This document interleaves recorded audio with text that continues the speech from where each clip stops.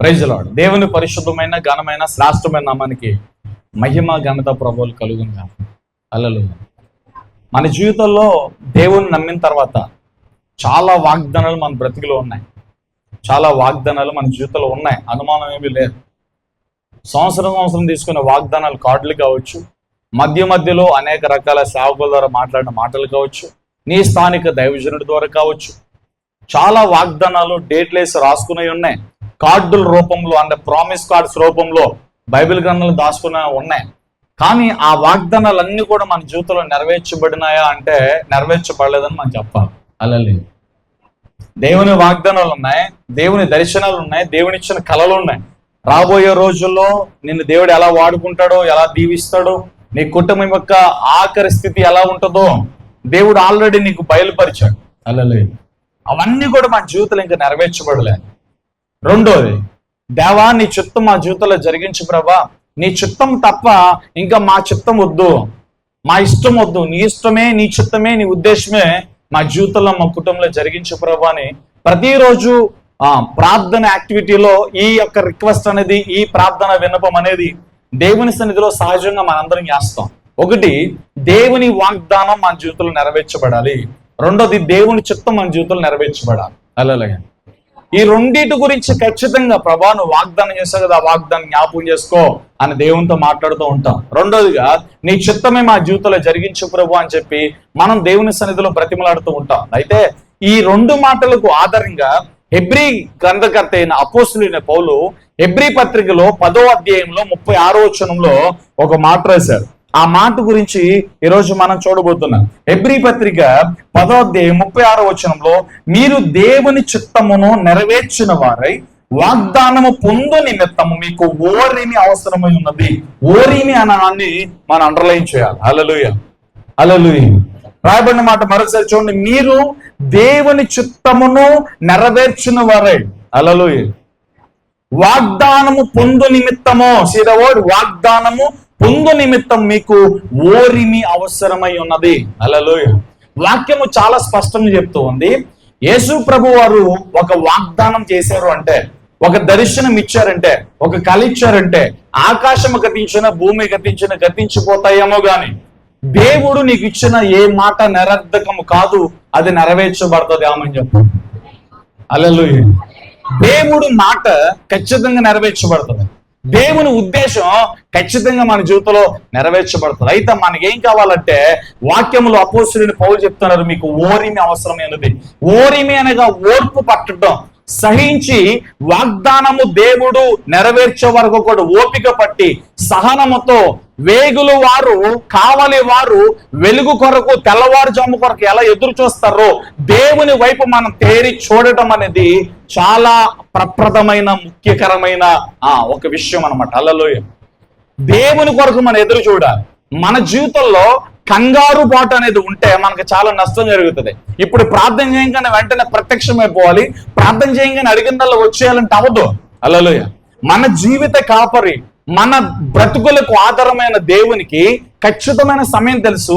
ఏ కార్యం ఎప్పుడు జరిగించాలో, దేవుడిచ్చిన ఏ వాగ్దానం ఎప్పుడు జరిగించాలో, దేవుడు ఏ అద్భుతం ఎప్పుడు చేయాలో, ఏ సమయాన్ని స్వస్థపరచాలో, ఏ సమయాన్ని పేరు పెట్టి పిలవాలో, ఏ సమయాన్ని నేను వాడుకోవాలో ఆ సమయాన్ని దేవుడు నేను వాడుకుంటాడంటే, ఆ సమయాన్ని దేవుడు నేను స్వస్థపరుస్తాను. అలాగే కొన్ని సందర్భాల్లో పరిస్థితులు బట్టి మనకి ఏమనిపిస్తుంది అంటే, నా పరిస్థితి చాలా దారుణంగా ఉంది, ఆర్థికంగా నేను చాలా చితుకుపోయాను, హెల్త్ పరంగా నేను చాలా సిక్ అయిపోయాను, ఈ టైంలో దేవుడు నన్ను స్వస్థపరిస్తే బాగుంటది కదా, ఆశ ఉంటుంది. ఈ సమయంలో దేవుడు నా అప్పులనే సంఖ్యల నుంచి విడిపించి నా ఆర్థిక స్థితిగతులన్నీ మార్చివేసి నన్ను దీవిస్తే చాలా బాగుంటది కదా. ఇప్పటికే 20-30 సంవత్సరాల నుంచి ఈ అప్పుల్లోనే ఉన్నాను.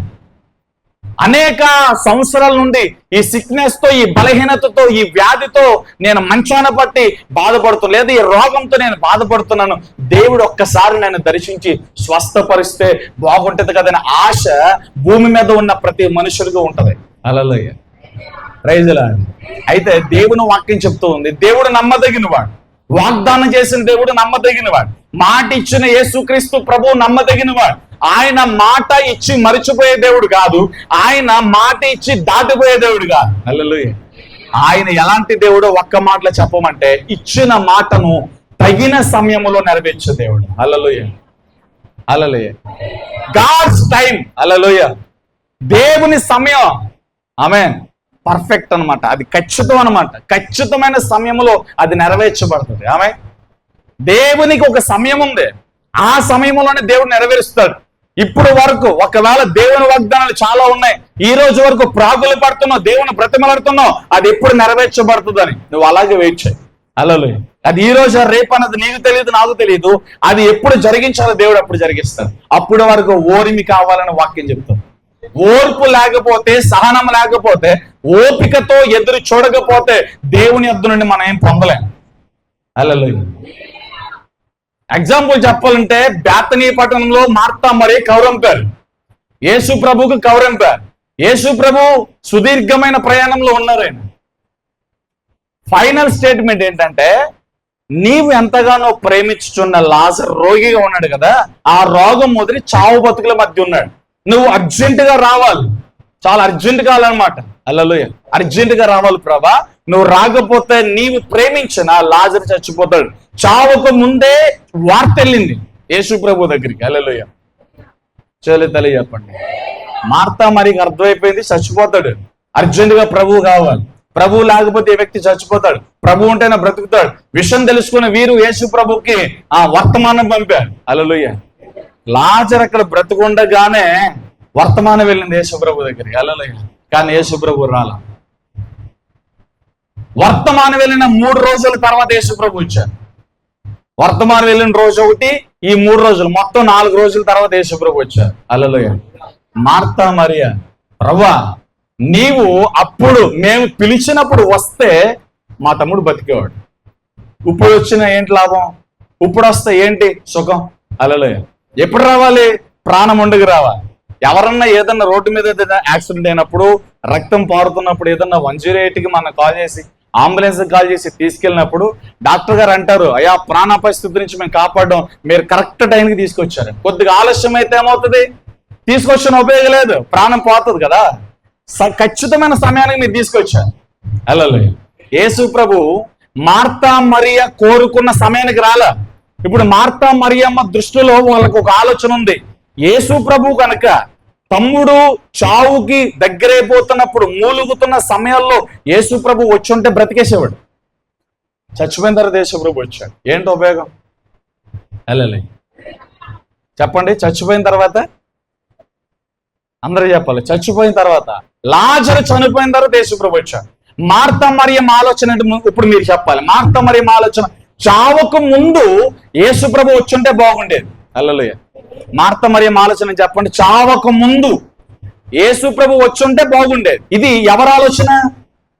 మార్తా మరియ ఆలోచన. హల్లెలూయా. యేసు ప్రభు ఎప్పుడు వచ్చాడు?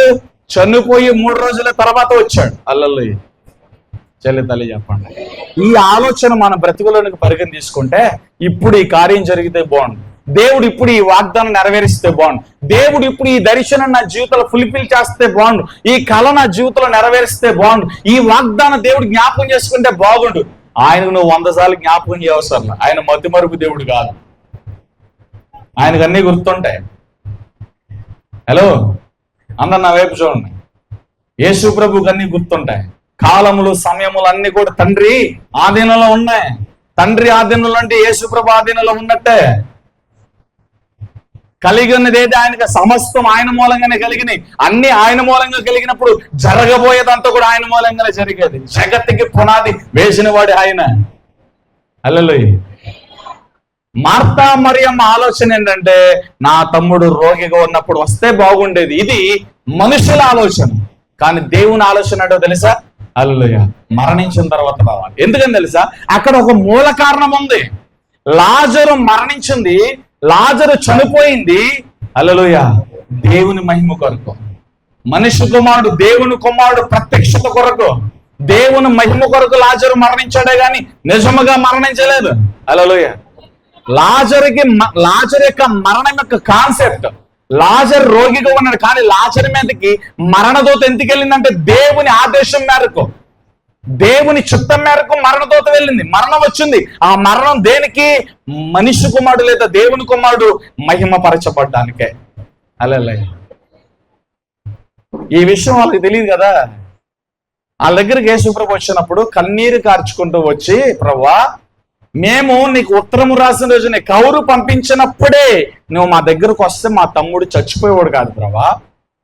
హల్లెలూయా. నువ్వు కొద్దిగా ఆలస్యం చేసావు, మా తమ్ముడు చనిపోయాడు. ఇప్పుడు కానీ మించిపోయిందేముంది? పునరుత్థానాన్ని జీవాన్ని నేనే కదా. యోహాను సువార్త 11:25 మార్తా మరియా, పునరుత్థానమును జీవమును నేనే. యోహాను సువార్త 11:25. హల్లెలూయా. పునరుత్థానమును జీవము నేనే. కంగారు పడద్దు, ఆగు, ఓపిక పట్టు. వెళ్దన్నాడు, లాజరు దగ్గరికి వెళ్దన్నాడు. హల్లెలూయా. లాజరు సమాధికి వెళ్ళారు, రాయి తీశారు. లాజరు బయటకు రమ్మని యేసు ప్రభు పిలవగానే లాజరు ప్రార్థగుట్టను తిరిగి వచ్చాడు. ఈ ఎగ్జాంపుల్ నేను ఎందుకు చెప్పింది తెలుసా? మనకు ఒక సమయం ఉంటుంది, మనకి ఈ సమయంలో జరిగితే బాగుంటుందని మనం అనుకుంటాం. దేవుడు అలా చేయడు. మనం కోరుకున్న సమయాల్లో దేవుడు చేయడు. దేవుడు అనుకున్న సమయంలోనే దేవుడు చేస్తాడు. హల్లెలూయా. అప్పటి వరకు మనం ఏం చేయాలి తెలుసు? ఓపిక పట్టాలి, ఓరిమ పట్టాలి, విసుగుపోకూడదు. మీకు ఉన్న పరిస్థితిని బట్టి, అయ్యా నా పరిస్థితి మీకేం తెలుసు అన్న, ఎంత ట్రబుల్ అవుతున్నామో, ఎంత నలిగిపోతున్నామో, ఎంత కురుంగిపోతున్నామో నాకేం తెలుసన్నా, నీకేం తెలుసన్నా అని ఒకవేళ నువ్వు నన్ను అడగొచ్చు. నిజమే, అది అబద్ధం కాదు. నువ్వు నలిగిపోతున్నావు, నువ్వు కృంగిపోతున్నావు, కానీ నిన్ను మోసేది దేవుడే, నీ ఇంటిని మోసేది దేవుడే, నిన్ను ఆదరించేది దేవుడే, నిన్ను బలపరిచేది దేవుడే, నిన్ను ఎత్తుకునేది దేవుడే. నీ ముందున్న పరుగు పందెంలో నీ విశ్వాసాన్ని కొనసాగించేది విశ్వాసమునకు కర్త అయిన యేసే. హల్లెలూయా. నీ గాయాలు ఆయనకి తెలుసు, నువ్వు 100 సార్లు గుర్తు చేయవు సార్. నీ మూలుగా ఆయన వింటున్నాడు, నీ కన్నీరు ఆయన చూస్తూ ఉన్నాడు. అయితే దేవుని సమయం రాబోతోంది. ఆ సమయమున ఒకవేళ దేవుడిచ్చిన వాగ్దానం నువ్వు మర్చిపోయినా, నీకు ఇచ్చిన వాగ్దానం దేవుడు మర్చిపోవాలి. ఫలానా టైంలో దేవుడు నీకు ఏదో వాగ్దానం ఇచ్చాడు, ఇలా చేస్తానని, అది ఒకవేళ నువ్వు మర్చిపోయావేమో, కానీ ఆ వాగ్దానం దేవుడు మర్చిపోవాలి. నువ్వు మర్చిపోయిన వాటిని కూడా గుర్తు తెచ్చుకుని మరి దేవుడు అవి నీ జీవితంలో నెరవేరుస్తాడు. హల్లెలూయా. అబ్రహాముకి దేవుడు వాగ్దానం ఇచ్చాడు, నీకు ఒక బిడ్డనిస్తాను. 25 సంవత్సరాలు ఓపిక పట్టలే, అందుకనే ప్రమాదం జరిగింది. ఓపిక పట్టపోతే ప్రమాదం జరుగుతుందని అందుకే చెప్పాను. హల్లెలూయా. అబ్రహాం దగ్గరికి వచ్చి, శారా అందే, ఇదిగో ఈవిడ ఉంది కదా హాగరు, ఒకవేళ ఈవిడ ద్వారా దేవుడు మనకి ఏమైనా ఇస్తాడేమోనంటే అబ్రహాం నో చెప్పలేదండి. చూసారా? అబ్రహాం ఆ రోజు నో చెప్పుంటే ఇష్మాయిల్ వచ్చేవాడు కాదు, కంచెరగాడితో వచ్చేవాడు కాదు. హల్లెలూయా. ఇంత ప్రమాదం జరిగేది కాదు. ఆమేన్ చెప్పండి. ఇప్పుడు బాంబులు తయారు చేసి బ్యాచ్ అంతా మనోళ్ళే. హల్లెలూయా.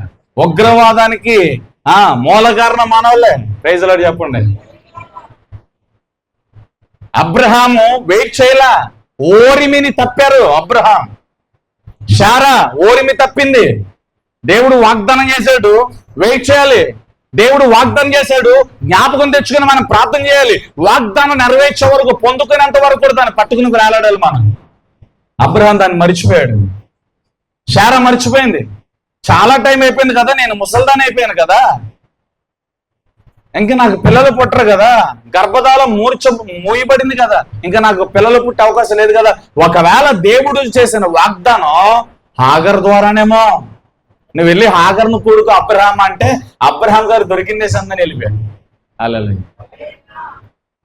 ఇష్మాయిల్ పుట్టిన తర్వాత ఇష్మాయిల్ చూసి ఆనందపడిపోతుంటే, సంబరపడిపోతుంటే అబ్రహాం యొద్దకు దేవుని స్వరం వచ్చింది. అబ్రహామా, నేను చెప్పిందంటే నువ్వు చేసిందండి. నేను ప్రభా బిడ్డనిస్తాను, బిడ్డనిచ్చేసావు కదా అంటున్నాడు అబ్రహాం. నేను ఎక్కడ ఇచ్చాను, అది నాకు సంబంధం లేదు అంటున్నాడు దేవుడు.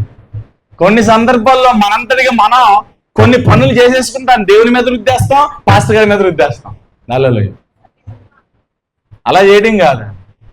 దేవుడు చేయమన్నది చేయకుండా, దేవుడు వద్దన్నది చేసి ప్రాణం మీదకి తెచ్చుకుని చాలా మంది నష్టంలోకి వెళ్ళిపోయి దేవుని మీద సనుగుతారు, దేవుని మీద గొనుగుతారు కొంతమంది. మీరు మంచోళ్ళు అనుకో కొంతమంది. హల్లెలూయా.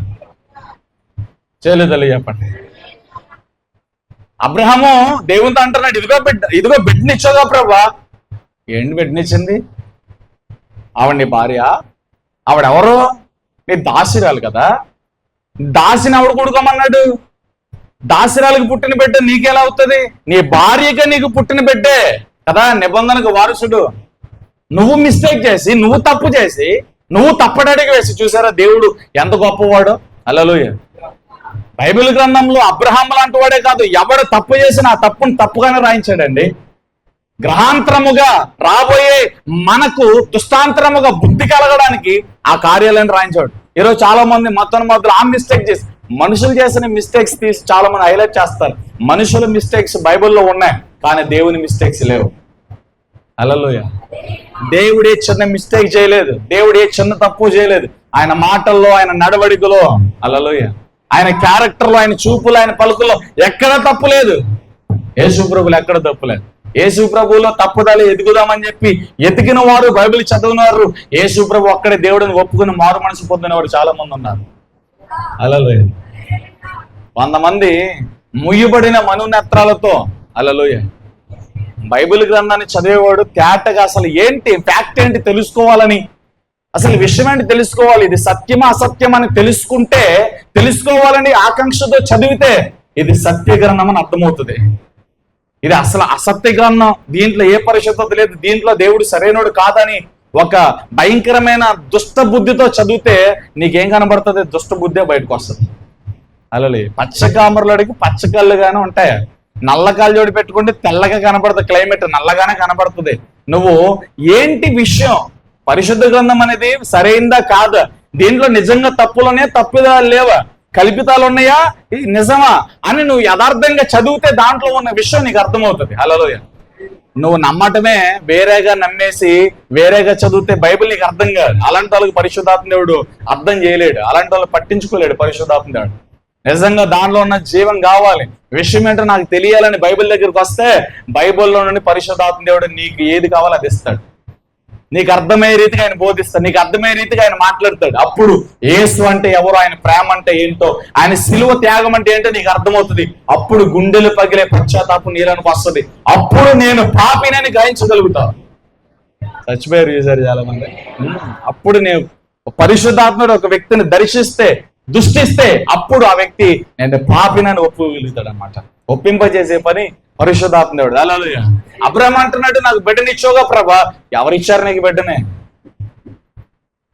శారా నువ్వు ఇద్దరు మాట్లాడేసుకుని హాగర్తో నువ్వు కూడుకొని బిడ్డని కనేసి ఆ బిడ్డ నేను ఇచ్చామంటే ఇంకా నేను బిడ్డనోలేదు, ఇదిగో రాబోతున్న రోజుల్లో నేను నీకు బిడ్డనిస్తాను. ఎగ్జాక్ట్ 25 సంవత్సరాల తర్వాత శారా గర్భం దాల్చింది.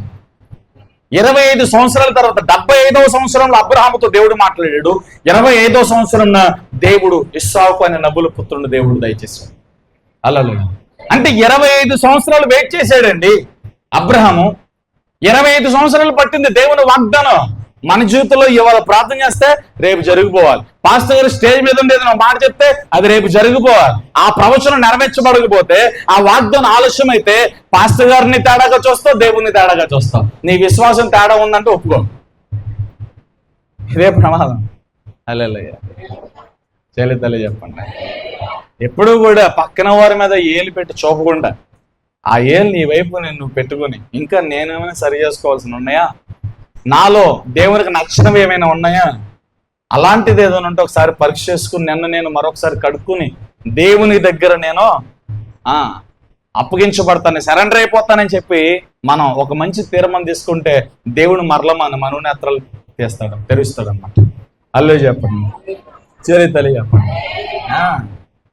అబ్రహాముకి దేవుడు వాగ్దానం చేశాడు కదా. అబ్రహాము చాలా గొప్పవాడండి. ఎలా అంటే ఈ ఒక్క విషయంలో ఏదో మిస్టేక్ గురించి మనం మాట్లాడుతున్నాం, కానీ నిజంగా చెప్పాలంటే అబ్రహాం జీవితంలో బోలెని పాటలు నేర్చుకోవచ్చు. దేవుడు కనపడకుండా ఆకాశం నుంచి స్వరం వినపడితే దేవుడు వెళ్ళిపో వచ్చే అంటే వచ్చేసాడండి. ఇంకో గొప్ప విషయం అంటే తెలుసా, దేవుడు ఎక్కడికి వెళ్ళాలి అబ్రహాంకి ఇంకా చెప్పలేదు.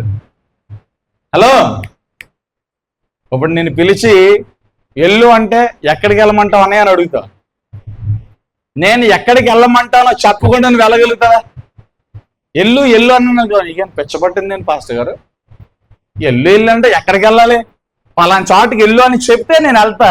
నువ్వు చెప్పకుండా వెళ్ళమంటే ఎలాగా? వెళ్ళవు. అవును కదా, చెప్పండి అండి. మనందరికంటే అబ్రహాం గొప్పడు. ఎందుకు తెలుసా? దేవుడు ఎక్కడికి వెళ్ళాలో చెప్పకుండానే దేవుడు రమ్మని పిలిచినప్పుడు అబ్రహాము దేవుని మాట విని బయటకు వచ్చేసాడు. ఈ మార్గంలో నడువు అని చెప్పాడు దేవుడు. అంతే, పలానా చోటికి వెళ్ళమని దేవుడు చెప్పలా. ఈ మార్గంలో నడువు అంటే ఆ మార్గంలో అబ్రహాము దేవుని మట్టిని నడిచాడు. అందుకే అబ్రహాము తండ్రి అయ్యాడు. అబ్రహాము దేవుణ్ణి నమ్మాను, అది అతనికి నీతిగా ఎంచబడును. విశ్వాసుల జాబితాలో హెబ్రీ పత్రిక 11వ అధ్యాయంలో అబ్రహామును మనం కనుగొంటాం. పరలోకంలోనికి అడుగు పెట్టగానే మొట్టమొదటిగా నువ్వు నేను చూసే వ్యక్తి అబ్రహామునే. హల్లెలూయా. అబ్రహామునే మొదటిసారిగా పరలోకంలోనికి ఎంటర్గానే మొదటిగా అబ్రహాం గారు కనబడతారు. మనకి అందరికి వెల్కమ్ చెప్తారు ఆయన. హల్లెలూయా. అందరికి వెల్కమ్ పలుకుతారు ఆయన అబ్రహాం గారు. ఓకే, చేయలేదు తల్లి చెప్పండి. అబ్రహాము 25 సంవత్సరాలు ఎదురు చూశాడు. ఈ రోజు నీ పరిస్థితి బాగాలేదని కృంగిపోవాలి. దేవుడు నన్ను నిర్లక్ష్యం చేశాడు అనుకోవాలి. దేవుడు నా ఎడల పక్షపాతిగా ఉన్నాడని దేవుని అపార్థం చేసుకోవద్దు. దయచేసి ఒక సేవకుడిగా మరలా చెప్తున్నాను, దేవుడు ఎప్పటికీ తప్పుపోడు, దేవుడు ఎప్పటికీ మారిపోడు, దేవుడు ఎప్పటికీ పక్షపాతం చూపడు, దేవుడు ఎప్పటికీ నిన్ను విడిచిపెట్టడు. దేవుడు ఎప్పటికైనా నమ్మదగినవాడు, దేవుడు ఎప్పటికీ మంచివాడు.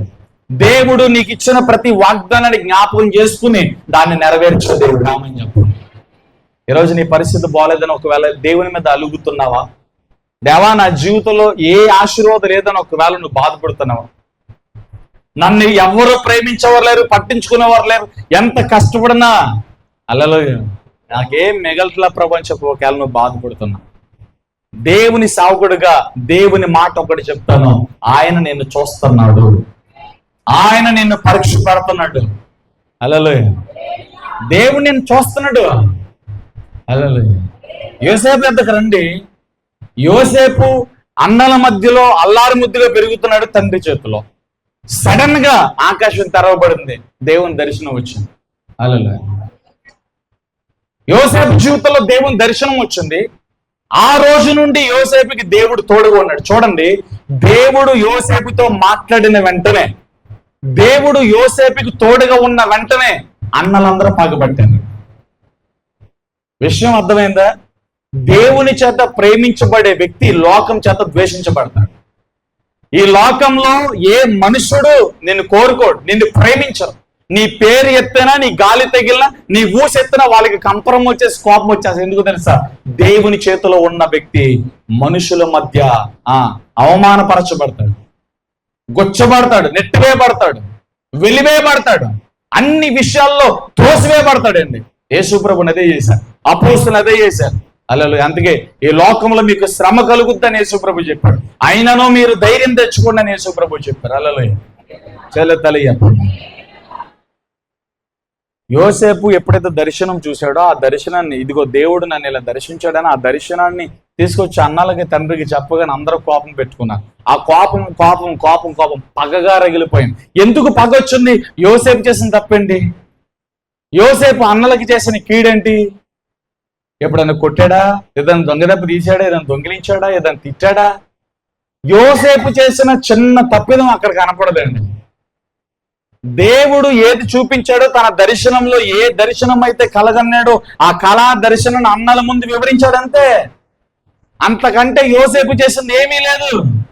నువ్వు కూడా అంతే. దేవుని వాక్యం ఉన్నది ఉన్నట్టుగా ప్రకటిస్తే పాస్టర్స్ కి నచ్చవు. నువ్వు ఉన్నది ఉన్నట్టుగా ప్రకటిస్తే సంఘంలో మాక్సిమం ఎవరికి నచ్చవు.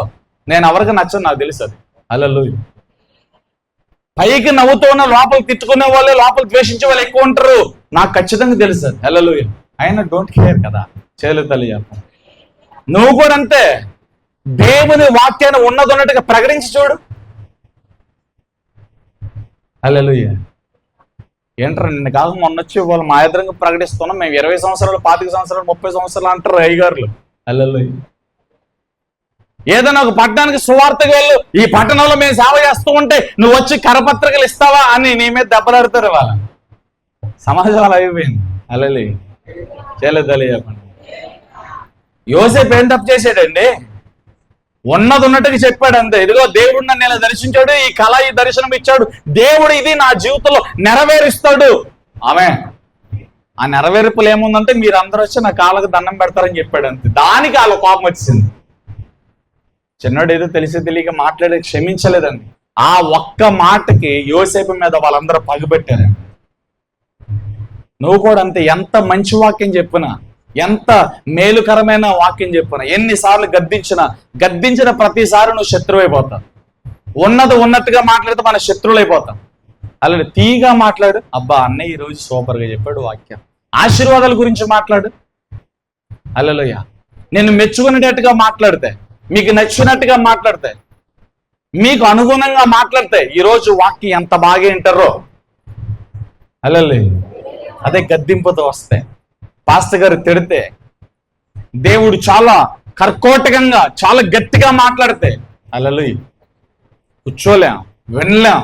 వాక్యం గుణపాల దిగిపోతూ ఉంటది, చాలా గాయం చేసేస్తూ ఉంటది. అసలు డైజెషన్ కాదు, అది అనీజీగా ఉంటుంది మనకి. హల్లెలూయా. చాలా ఇబ్బందిగా ఫీల్ అవుతాం. హల్లెలూయా. అలాంటి వారు ఎవరైనా ఉంటే వారు అపవాది చేత మోసగించబడుతున్నారు, వాళ్ళకి విడుదల ఇప్పుడే కలుగును కాక. హల్లెలూయా. అలా అనుకోవద్దు ఎప్పుడు కూడా. చేతుల తల్లి చెప్పండి, ఆమేన్ చెప్పండి. నువ్వు ఎందుకు ద్వేషించబడుతున్నావు? దేవుడి చేత నువ్వు ప్రేమించబడుతున్నావు. ఎందుకు ఎవరికి నచ్చావు? దేవుడు నిన్ను ప్రత్యేకపరిచాడు, అందుకని నువ్వు ఎవరికి నచ్చావు. యోసేపుని దేవుడు ప్రత్యేకపరిచాడు, అందుకే అన్నలకు కూడా నచ్చలే. యోసేపుని దేవుడు ఎన్నుకున్నాడు, యోసేపుకి దేవుడు తోడై ఉన్నాడు, యోసేపుని దేవుడు పట్టుకున్నాడు. కనుక కుటుంబ సభ్యులే యోసేపుని ద్వేషించారు. నిన్ను నీ కుటుంబ సభ్యులు ద్వేషిస్తున్నారంటే దేవుడు వదిలిపెట్టేశాడని అర్థం చేసుకున్నారు కొంతమంది. దేవుడు నిన్ను ప్రేమిస్తున్నాడు గనక ఈ లోకం నిన్ను ద్వేషించింది. అర్థం చేసుకోండి దేవుని మనసుని. నువ్వు దేవుని వాక్యం ఆధారంగా బ్రతికితే ఈ లోకం నిన్ను మెచ్చుకోదు. నువ్వు ఎవరన్నా పాడు పని చెడ్డ పని చేస్తున్నప్పుడు వాళ్ళ దగ్గరికి వెళ్ళి, అయ్యా ఇది కరెక్ట్ కాదని చెప్పావు అనుకో, వెళ్ళే చెప్పేవాళ్ళు కానీ అని అంటారు. హల్లెలూయా. చేయలేదల్లి చెప్పండి. లోకంలో బ్రతికిన వారిని ఎట్లుగా మనం బ్రతకలేం. వాళ్ళు ఈజీగా అబద్ధాలు ఆడతారు, మాట మార్చేస్తారు, నోటుకు వచ్చినట్టుగా మాట్లాడేస్తారు, కపటోపాయ హృదయంతో ఉంటారు. వాళ్ళు ఎవరిని మోసగిద్దామా, ఎవరి దగ్గర దోచుకుందామా, ఎవరి దగ్గర తినేద్దామా అన్న ఆలోచన ఉంటారు. అలాగా క్రైస్తవులు అలా ఉండరు.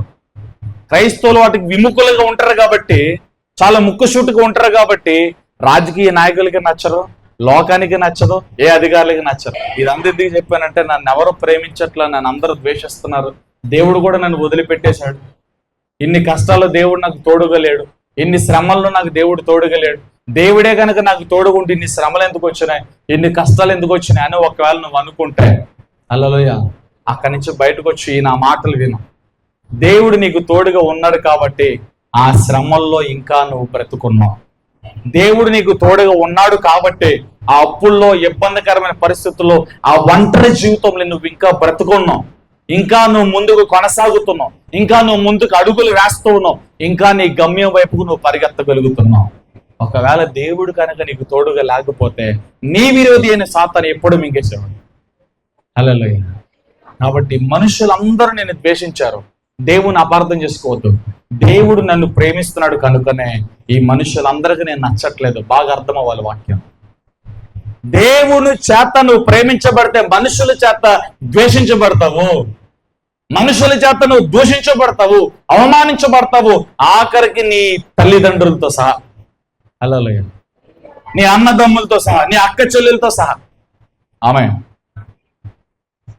అది జరుగుతుంది. యోసేపు గుంటలో త్రోయబడి అమ్మివేయబడిన కాడు నుండి చెరసాలలోనికి వెళ్ళి, సింప్లిఫై చేసుకుని వెళ్తాను, చెరసాలలోనికి వెళ్ళి ఫర్రో తర్వాత ఫర్రో అయ్యి దీవించబడ్డానికి పట్టిన సమయం 13 సంవత్సరాలు. దేవుడు 13 సంవత్సరాల కిందట దర్శనమిస్తే, వాగ్దానం ఇస్తే, ఆ దర్శనము ఆ వాగ్దానం నెరవేర్చబడడానికి 13 సంవత్సరాలు టైం పట్టింది. ఎన్ని సంవత్సరాలు చెప్పండి? 13 సంవత్సరాలు టైం పట్టింది. హల్లెలూయా చెప్పండి. 13 సంవత్సరాలు టైం పట్టిందండి. మరి ఎందుకు అంత టైం పట్టింది? దేవుడు ముందుగానే నెరవేర్చవచ్చుగా. దేవుడే కదా దర్శనం ఇచ్చింది, దేవుడే కదా యోసేపుకి తోడే ఉంది, దేవుడే కదా యోసేపుని చేతిని పట్టుకున్నది. మరి దేవుడు ఎందుకు అంత ఆలస్యం చేశాడంటే యోసేపుని ఆ దినాన్ని చేపట్టుకుని ఈ 13 సంవత్సరాలు అనేక పాఠాలు నేర్పించాడు. ఇది ఒంటరి జీవితంలో ఎలా ఉంటది, కుటుంబ సభ్యులతో ఎలా ఉంటది, ఊర్లో వాళ్ళతో ఎలా ఉంటది, ఈ మనుషులతో ఎలా ఉంటది, వీళ్ళెవరూ నమ్మకస్తులు కాదు, నేనొక్కనే నమ్మదగిన దేవుడు అని అనేక పాఠాలు యోసేపు జీవితంలో నెరవేర్చబడ్డాయి. అనేక పాఠాలు యోసేపు నేర్చుకున్నాడు. హల్లెలూయా. చేతులెత్తి చెప్పండి. యోసేపు దేవుని మనసు కలిగి ఉన్నాడు. అంటే ఆఖరికి అన్నలందరూ వచ్చినప్పటికీ అన్నల వైపు చూడగానే కోపం పెరగాల, కత్తి పట్టుకోవాలా, కర్ర పట్టుకోవాలా, ఎరగొట్టేయాలా. కానీ అన్నల దగ్గరికి వెళ్ళి కౌగిలించుకుని వారిని ముద్దు పెట్టుకుని వారిని కౌగిలించుకుని స్వాగతించాడు. ఇదిగో నేను మీ తమ్ముణ్ణి, 13 సంవత్సరాల కిందట నన్ను గుంటలో త్రోసి ఐగుప్తులకి అమ్మేశారు కదా, ఈ యోసేపు నేనే. అన్నలందరూ నన్ను త్రోసివేసిన, అన్నలందరూ నన్ను గుంటలో నెట్టివేసిన, అమ్మేసిన, నాకు ఏ వాగ్దానం అయితే ఇచ్చాడో, ఏ దర్శనం అయితే ఇచ్చాడో ఆ దేవుడు నమ్మదగిన వాడు. చప్పట్లు. హల్లెలూయా. అన్నలు ఆ వాగ్దానం కాన్సెప్ట్ తోనే యోసేపును పక్కకి గింటేశారు. మరలా అదే వాగ్దానాన్ని దేవుడు తన జీవితంలో నెరవేర్చిన తర్వాత అన్నలందరూ వచ్చి రాజు ముందు సాగిలపడ్డారు. ఆ రాజు యోసేపు. హల్లెలూయా. అంటే ఎంత గొప్ప దేవుడు చూడండి. లేని వాటిని ఉన్నట్టుగా మార్చి పడేస్తారు దేవుడు. ఆయనకి ఏంటి సాధ్యం కాదు చెప్పండి. ఆయనకి ఏది సాధ్యం కాదు, ఆయనకి ఏది రాదు, ఆయనకి ఏది తెలియదు. అన్ని ఆయనకి సాధ్యమే కదా, అన్ని ఆయనకి తెలుసు కదా. ఏది ఆయనకి రాంది? ఇది నా వల్ల కాదు అనే దేవుడు కాదు ఈయన. ఇది నాకు చేత కాదనే దేవుడు కాదు ఈయన. నేను మిమ్మల్ని పట్టుకోలేను, మిమ్మల్ని నడిపించాలనే దేవుడు కాదు ఈయన. మొక్కులు మొక్కేవాడు కాదు, హల్లెలూయా, కోరుకునేవాడు కాదు. నువ్వేమిచ్చినా యోగపోయి నేను ప్రేమించే దేవుడు ఆయన. హల్లెలూయా. నీతో ఎవరున్నా లేకున్నా నీకు తోడుగుండే దేవుడు ఆయన. చేతులు చెప్పాలా? హల్లెలూయా. అన్ని విషయాల్లో నీకు జయమిచ్చే దేవుడు ఆయన. అన్ని విషయాల్లో నేను బలపరిచే దేవుడైనా. చెప్పండి, అన్ని విషయాల్లో బలపరిచే దేవుడైనా. ఆమె కాబట్టి ఓర్మి కావాలి మనకి. ఏం కావాలి చెప్పండి? ఓర్మి కావాలి, ఓర్పు కావాలి. వాగ్దానం మనం పొందడానికి ఓర్మి కావాలి. ఏనా నథింగ్? ఓకే, హల్లెలూయా. ఓర్మి కావాలా, ఓర్పు కావాలి. ఓర్మి లేకుండా, ఓర్పు లేకుండా ఏదో ఒక బాధ వచ్చిందని, దేవుణ్ణి నమ్ముకున్నాక అప్పులు వచ్చినాయని, దేవుణ్ణి నమ్ముకున్నాక కుటుంబ సభ్యులు దూరం అయ్యారని, దేవుణ్ణి నమ్ముకున్నాక లేనిపోని అన్ని నాకే వచ్చేసినాయి, లోకంలో కష్టాలు నాకే వచ్చేసినాయి అని ఫీల్ అయ్యి బాధపడి నీ అంత నువ్వు కృషించుకోమాకు. దాన్ని ఎవడేం చేయలేడు. దేవుని వాక్యాన్ని అర్థం చేసుకో. మనుషులు విడిచిపెట్టిన నా దేవుడు విడిచిపెట్టాడు. ఇది విశ్వాసం. నా పరిస్థితులను ఎలా ఉన్నా అలాంటి పరిస్థితుల్లోనే దేవుడు నన్ను నడిపిస్తాడు. ఇది విశ్వాసం. హల్లెలూయా. నా చేయి పట్టుకున్న వారందరూ నా చేతిని విడిచిపెట్టేసిన నా చేయిని దేవుడు విడిచిపెట్టలేదు అన్నది విశ్వాసం. నేను బలహీనుడినే కావచ్చు, కానీ నా దేవుడు నన్ను బలపరుస్తాడు. ఇది విశ్వాసం. ఇది నా వల్ల కావట్లేదు, కానీ నా దేవుడు దీనికి నన్ను చేయడానికి ఎన్నుకున్నాడు, నాకు శక్తినిస్తాడు, కృప ఇస్తాడు, ఇది నేను చేయగలను. ఇది విశ్వాసం. అందుకే వెలుచూపుతో కాదు, విశ్వాసంతో మనం ముందుకెళ్ళాలి. ఓర్మితో వెళ్ళాలి. ఓర్పు కావాలి మనకి. టైం పడుతుంది. చూడండి, దీన్ని కూలగొట్టేశారు కదా, టైం పట్టింది. ఓర్పుతో అలా నిలబడ్డాం, దేవుని కాళ్ళు పట్టుకుని ఏడ్చుకున్నాం, ఉపవాసాలు నుండి ఏడ్చుకున్నాం. దేవుడిని నమ్మదగిన వాడు. కొన్ని జీవితాలు కట్టబడ్డానికి టైం పడుతుంది. అలానే దేవుడు వదిలిపెట్టేశాడని కాదు. మరలా చెప్తున్నా, నా వాక్యం ఏంటో తెలుసా? ఈ రోజు మీరు దేవుని అర్థం చేసుకోవాలి. దేవుని మీరు అపార్థం చేసుకోవద్దు. ఆయన మీరు పక్కన పెట్టద్దు. ఆయన మన వెంబడి వస్తున్నాడు. ఆయన మనము దూరంగా వెళ్ళిపోతున్నా, ఆయన నాకు దూరంగా పోయారుగా, పోయారులే అనుకునే దేవుడు కాదైనా నిన్ను వెంబడిస్తున్నాడు. నువ్వు దూరంగా వెళ్ళిపోతున్నా, పాపంలోకి వెళ్ళిపోతున్నా, లోకంలోకి వెళ్ళిపోతున్నా, ఆచారంలోకి వెళ్ళిపోతున్నా, వ్యసనాల్లోకి వెళ్ళిపోతున్నా, నువ్వు నశించిపోవడం ఇష్టం లేక దేవుడు ఇంకా నిన్ను వెంబడిస్తున్నాడు. దేవుడు ఇంకా తన చేతులు చాపి నిన్ను పట్టుకున్నాడండి. లేకపోతే నీ కాలు జారిపోయి, చాలా సందర్భాల్లో కాలు జారిపోయి ఎందుకు నువ్వు ఇంకా అపవాది చేతులకి వెళ్ళలేదు తెలుసా? నువ్వు జారిపోతున్న పరిస్థితులు కూడా దేవుడు నిన్ను పట్టుకున్నాడు. దేవుడు మరలా అవకాశాన్ని ఇస్తున్నాడు. దేవుడు మరలా సమయాన్ని ఇస్తున్నాడు. సరి చేసుకో అని ఇలా ప్రతి వారము దేవుడు నీతో మాట్లాడుతున్నాడు. యూట్యూబ్ లో ఏదో ఒక పాస్టర్ గారి ద్వారా దేవుడు నీతో మాట్లాడు, ఏ మూలను చూసినా ఏదో ఒక వాక్యము ద్వారా దేవుడు నీ చెవులతో మాట్లాడుతున్నాడు.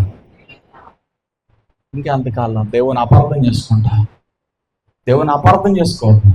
దేవుడు మంచి దేవుడే. చేతులెత్తాలి చెప్పండి. హల్లెలూయా. దేవుడు మంచి దేవుడే. యోబుకి ఎక్కడ లేని కష్టాలు వచ్చింది.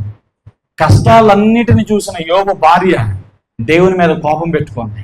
మేము ఏ తప్పు చేయలేము, ఎవరిని ఏం అనలేదు, ఎవరు అడిగినా సహాయం చేశాం, ఎవరు అడిగినా అంత మంచి చేసాం, అంత మేలు చేసాం, అంత సహాయం చేసాం, అంత మంచి చేసిన, అంత మేలు చేసిన నా భర్త ఎందుకు కురూపిగా మారిపోయాడు? కడుపును పుట్టిన 10 మంది బిడ్డలు ఒకే రోజు ఎందుకు చచ్చిపోయారు? ఆకాశం నుంచి అగ్ని కురిసిన పంట పొలాలన్నీ ఎందుకు కాలిపోయినాయి? శత్రువులందరూ వచ్చి ఈ పక్క నుంచి ఆ పక్కన వచ్చి మా మందలు ఎందుకు తీసుకెళ్ళిపోయాడు, మేము ఏ తప్పు చేసాం, ఏ తప్పు చేయకపోయినా దేవుడు మాకు ఇలాంటి గతినిచ్చాడని దేవుని మీద సలగడం మొదలుపెట్టింది, దేవుణ్ణి దూషించడం మొదలుపెట్టింది, దేవుణ్ణి తిట్టుకోవడం మొదలుపెట్టింది. అలాంటి వారు ఇక్కడ ఎవరైనా ఉంటే అయ్యా మీతోనే దేవుడు చెప్తున్నాడు, ఆ మనసును ఇప్పుడే సిలివేయండి. దేవుని మీద సనగటం, దైవజనుడి మీద సనగటం మంచిది కాదు. సనగొద్దు, గొనగొద్దు. దేవుని మీద, దైవజనుడి మీదే కాదు, నీ తోటి సహోదరి మీద సనగొద్దు, గొనగొద్దు. ఏదైనా ఉంటే ప్రార్థన చేసుకో, అవకాశం ఉంటే కలిసి మాట్లాడుకో. కలిసి మాట్లాడుకునే అవకాశం లేకపోతే దేవుని ఎదుట నువ్వు ఒప్పుకోవాల్సింది ఒప్పుకొని అవతల వ్యక్తిని దేవునికి అప్పగించి అదంతటిని మర్చిపోయి నీ యాత్రలో ముందుకెళ్ళి. లేనిపోయిన అన్ని నెత్తి మీద పెట్టుకుని వాడు వీడి చెప్పే మాటలన్నీ నెత్తి మీద పెట్టుకుంటే నువ్వే పోతావు. ఒక మాట చెప్తాను వినండి, హల్లెలూయా. చెప్పుడు మాటలు వినే వాళ్ళకి మాత్రం ఈ మాట చెప్తానే, అది నిజమో కాదో నీకు తెలియదు. నువ్వంటే గిట్టకో, అవతలోడు అంటే గిట్టకో, మీరిద్దరూ బాగా ఉంటారని చెప్పి అవతలోడు వచ్చి ఏదో చెప్తాడు, హల్లెలూయా. చెప్పునోడు బాగానే ఉంటాడు, చెప్పేసి వెళ్ళిపోతాడు. దాన్ని వినేసి జుట్టు లాగేసి, హల్లెలూయా, జుట్టు పీగేసుకుని గోళ్ళకున్న రంగులు రుద్దేసుకుని ఆలోచించి ఆలోచించి ఆలోచించి ఎడిదిరిగి ఫూల్ అయిపోయేది, పాడైపోయేది నువ్వే. చెప్పునోడు బాగానే ఉంటాడు, చెప్పునోడు బాగానే వెళ్ళిపోయి అంటిచ్చేసి మొత్తం కాల్ చేసి బూడిద చేసేసాడు, వెళ్ళిపోతాడు. ఇది అంటుకుని రగిలి రగిలి రగిలి రగిలి ఒక రోజున చల్లారిపోతాడు. వైట్ వాష్ చేయి రోజు నీ హృదయాన్ని. ఎవరి మీద అయితే కోపం ఉందో, ఎవరి మీద ద్వేషం ఉందో వాటిని ఈ రోజు దేవుని సన్నిధిలో ఒప్పేసుకోండి, వారిని క్షమించేయండి. హల్లెలూయా. ఫ్రీ అయిపోతారండి మీరు. దేవుని సమాధానం కలుగుతుంది, మీకు నెమ్మది కలుగుతుంది, ప్రార్థన నడిపింపు వస్తుంది. ఇవన్నీ పెట్టేసుకుని ఎక్కలేని అన్ని హృదయంలో పెట్టేసుకుని నడిపింపు ఎక్కడి నుంచి వస్తుంది? దేవుని సన్నిధిలో ఎలా వర్ధిల్లుతారు, దేవునితో ఎలా పెనవేయబడి అంటుకట్టగడతారు, ఎలా ఫలిస్తారు అర్థమవుతుంది మీకు? అర్థమైన వాళ్ళు అల్లు చెప్పండి. దేవుని అపార్థం చేసుకోవద్దు, మిమ్మల్ని మీరు స్వపరీక్ష చేసుకోండి. చెప్పుడు మాటలు అసలే వినొద్దు. అలాంటోడికి ఎవడన్నా ఉంటే కనుక ఒరే నువ్వు నోరు మూసుని వెళ్ళిపోరని చెప్పండి. ఏం చెప్తారు చెప్పండి? నావుతానండి, రేయ్ నోరు మూసుని వెళ్ళిపో. అందరూ భలే లేసారండి, టెన్షన్ అయ్యారు అందరూ. హల్లెలూయా చెప్పండి, నోరు మూసుని వెళ్ళిపో. అతను ఎలాంటోడో నాకు తెలుసు, ఈవే ఎలాంటిదో నాకు తెలుసు, నువ్వేం చెప్పవసలు కానీ పోరా. హల్లెలూయా. వినొద్దు. అలాంటి వినటం ద్వారా మనసు పాడైపోతుంది, గలిబిలైపోతాం, డిప్రెషన్లోకి వెళ్ళిపోతాం. ఇదేంటి ఇంత నమ్మి ఇలా చేస్తే ఇలా జరిగిందా? అవి నిజమో కాదు నువ్వు కళ్ళతో నువ్వు చూసావు, నీ కళ్ళతో నువ్వు చూసే వరకు, నీ చెవులతో నువ్వు వినే వరకు ఏ పక్కనున్న మాటలు వినొద్దంటే ఇట్స్ మై సజెషన్. హల్లెలూయా. నేను విన్నా, నా ఇష్టం అంటే ఓ నాకెందుకు, నేను బాగానే ఉంటా, చెప్పినోడు బాగానే ఉంటాడు, విని పోయేది నువ్వే. దేవుడు కూడా ఏం చేయలేడు. సేవకుల నుంచి నేను చెప్పాను కదా, నువ్వు నా మాట విన్నప్పుడు నేనేం చేస్తాను, ఆయన మ్యూట్ అయిపోతాడు, నేను బాగానే ఉంటా. చెప్పునోడు ఇంకా సూపర్గా ఉంటాడు, విని జుట్టు పీకేసుకుని పాడైపోయేది నువ్వే. హల్లెలూయా. అంటే చెప్పుడు మాటలు చాలా ప్రమాదం, వెనకండి. ఆమె ఎందుకో మరి దేవుడు, ఇది నా అంశంలో కాదు కానీ దేవుడు చెప్పమన్నాడు చెప్తున్నాను అంతే. చెప్పుడు మాటలు అస్సలు వినదు. నీ సొంత ఇంటి వారే కావచ్చు, నీ ఖచ్చితంగా నీ తాడు పుట్టినలే కావచ్చు, నీ భార్య కావచ్చు, నీ భర్తే కావచ్చు, ఒక సహోదరుడి మీద, ఒక సేవకుడి మీద నెగిటివ్గా ఎవడని చెప్తే అసలు నువ్వు నమ్మడానికి వీలేదు అంతే. హల్లెలూయా. కొంతమంది వాక్యం చెప్తున్నప్పుడు ఇది వాక్యం నా కోసం, ఎవడు చెప్పాడు నీ కోసం అని నీ పేరు పెట్టి చెప్తూ నువ్వు బాధపడాలి, నీ పేరు తీసి చెప్తూ నువ్వు బాధపడాలి, పలానా సహోదరుని చెప్తూ నువ్వు బాధపడాలి. సందర్భాన్ని బట్టి వాక్యము దేవుడు మాట్లాడుతున్నప్పుడు ఇది నాదే, ఇది నాదే, ఇది నేనే అనుకుని ఆ వంకర బుద్ధితో ఉంటే వాక్యం నువ్వు వినలో సహోదరి సహోదరుడు. వాక్యం నీలో క్రియ చేయలేదు, వాక్యం నీలో పని చేయలేదు. మాట్లాడే ముందు, వాక్యం వినడానికి కూర్చున్న ముందు నువ్వు నమ్మవలసిన సత్యం ఏంటి తెలుసా? దైవజనుల నుంచి దేవుడు నాతో మాట్లాడతాడు, నువ్వు నమ్ము. హల్లెలూయా. అలా నమ్ము కూర్చుంటే ఆ వాక్యం నీలో ఫలించుద్ది. ఆ నమ్మిక లేనప్పుడు నా మాటలో నీ ముందు ఎలాంటి ముత్యములైనా సరే ఉపయోగం లేదు. హల్లెలూయా. చేయలేదు తెలియ, అంతే కదా, అంతే కదా, చేయలేదు తెలియ. ఇష్టంతో తింటే అరుగుద్ది, అయిష్టంతో తింటే వాంతో అవుద్ది. ఇష్టంతో తింటే బలంగా మారుద్ది, ఇష్టం లేకుండా తింటే కక్కుకుంటాం. వాక్యం కూడా అంతే. విశ్వాసంతో దేవుడు నాతో మాట్లాడతాడని వింటే ఆ వాక్యం నీలో క్రియ చేస్తుంది. ఏదో రావాలి కాబట్టి, ఆదివారం కాబట్టి రాకపోతే వీడు ఫోన్ చేసి ఎందుకు రాలేదని అడుగుతాడని కాబట్టి వస్తే నీలో చిన్న క్రియ కూడా దేవుని వాక్యం చేయలేదు.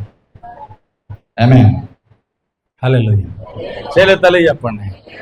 ఎలాగనుకుంది? నేనేం తప్పు చేశాను?